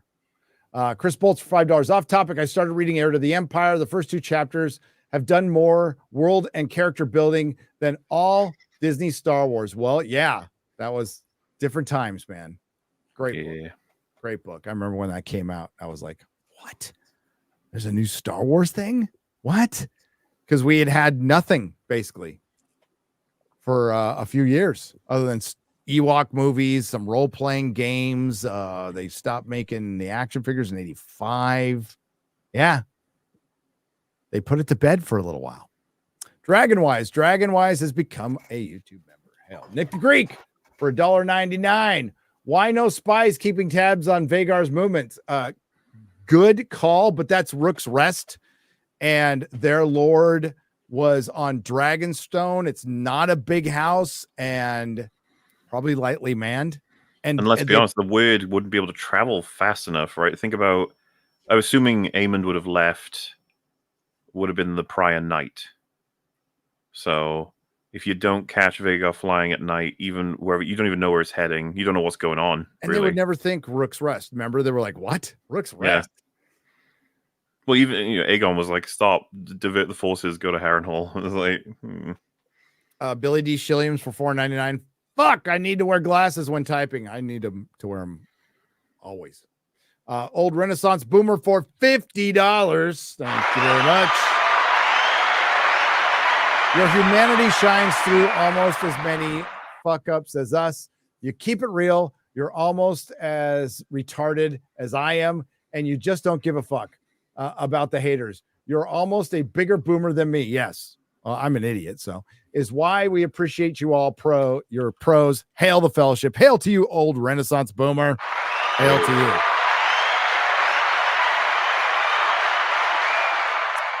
The wiener count is too high for this shoe. Says Craig Rowe Jr. for $5. The wiener count is high for this show. It is. It was bad for this week. We almost got wiener in Star Wars. Crispy GT for thank you for the $1.99 Australian super sticker. Taylor Ramirez for $5. Shad, do you think once it gets adapted, the Cosmere will be the next Game of Thrones MCU? We'll have to ask him next week. mm-hmm. He's going to say, no, I don't want anything adapted. Red Phoenix the Wise for $10 Australian, I hope, in 2030 or the distant future. Elon Musk buys Lucasfilm and Disney, then brings Star Wars Legend material to canon and makes movies and shows of the Old Republic. Man, lost opportunity there. The Nerdy Cowgirl for $4.99. What was the point of Rhaenys and Corliss's conversation about Alan setting things up? Yeah. I'll just say that. Everyone in the audience was like, so he's a bastard, and that's going to come up, obviously. Yep. M. Freeman is a new member and leaves a $4.99 super chat. Does Melee's and Merax's die the way before falling down castle walls? Well, Melee's did. Merax's, I don't know. I don't know if they die. I can't. Everybody lives happily ever after, especially the dragons. Mm-hmm. They lay lots of eggs and they're just flying around everywhere, and they're happy dragons. They don't even burn things anymore. They become vegans and bring in world peace. Can the Game of Thrones universe evolve past the Middle Ages? No. How would the universe evolve into the 18th century like feeling? I mean, I guess it could, but the thing is, they've been essentially in the medieval era for thousands of years. Now they had a Bronze Age, and an Iron Age, but they've been stuck in this one for thousands of years. We think LMVS81 for $4.99. Sir Marhouse for $4.99. The lads are Oscar and Kermit Tully, and Benjicott Blackwood with Black Alley and Sabbath Affray. They know, when you go do things at the place, go do things at the place. Can't wait to see Black Alley. Sabbath Affray, she's going to be a lesbian. Sorry, spoilers. She's a lesbian. Wow. So is Lady Aaron. She's a lesbian too. Lesbian. Okay, that's it, guys. Ooh. Gotta go. It's 3 hours we're talking about this show. 3 hours. Hey, look, Yep. I don't mind talking about it for 3 No, hours. I don't. Not at all. So, and it's fucking late for Mahler. So let's send him off to bed. Mahler, do you have anything coming up? Just continuous Acolyte coverage. We got the next War movie arc is gonna be Season of the Witch, starring Nicolas Cage. Ooh. Excitement abound. And yeah, I think we're gonna be doing a first 4 episodes of House of the Dragon EFAP. I'm gonna talk about story so far. Who knows what will happen. And Rags has been watching. Has he been enjoying it? Oh yes, very much so. Hi, Rags. I think he's gonna like this episode. I think he's gonna fucking love it. Oh, I'm sure he will. Yeah. What are you working on, Fringy? Oh, it's the same deal. Acolyte, the editing dungeon, the Halo EFAP TV episodes will be coming out soon.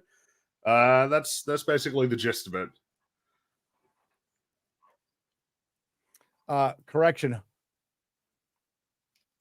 H Hookers and blow and T Itties and beer. Isn't that what you said before? I mean, hey, you do you. Not really. I was never into hookers, but beer and blow, sure, more blow. Guys, thanks again. Thanks to the Nerdrotics. Thanks to everyone who left a super chat and donation. Thanks to everyone who hung out with us. We'll be back next week. This episode was a banger, and I'm sure people will be discussing it all the way up to Sunday. And yeah, this is kind of modern classic Game of Thrones return to form. And I will watch it again and probably again. I really enjoyed it. So yeah, fair enough. It's a blast. Really great episode of television. This is why we do this. This Indeed. is actually why we do this. So thanks again, everybody. We'll see you next week. Ciao. Bye-bye. See you later, everybody.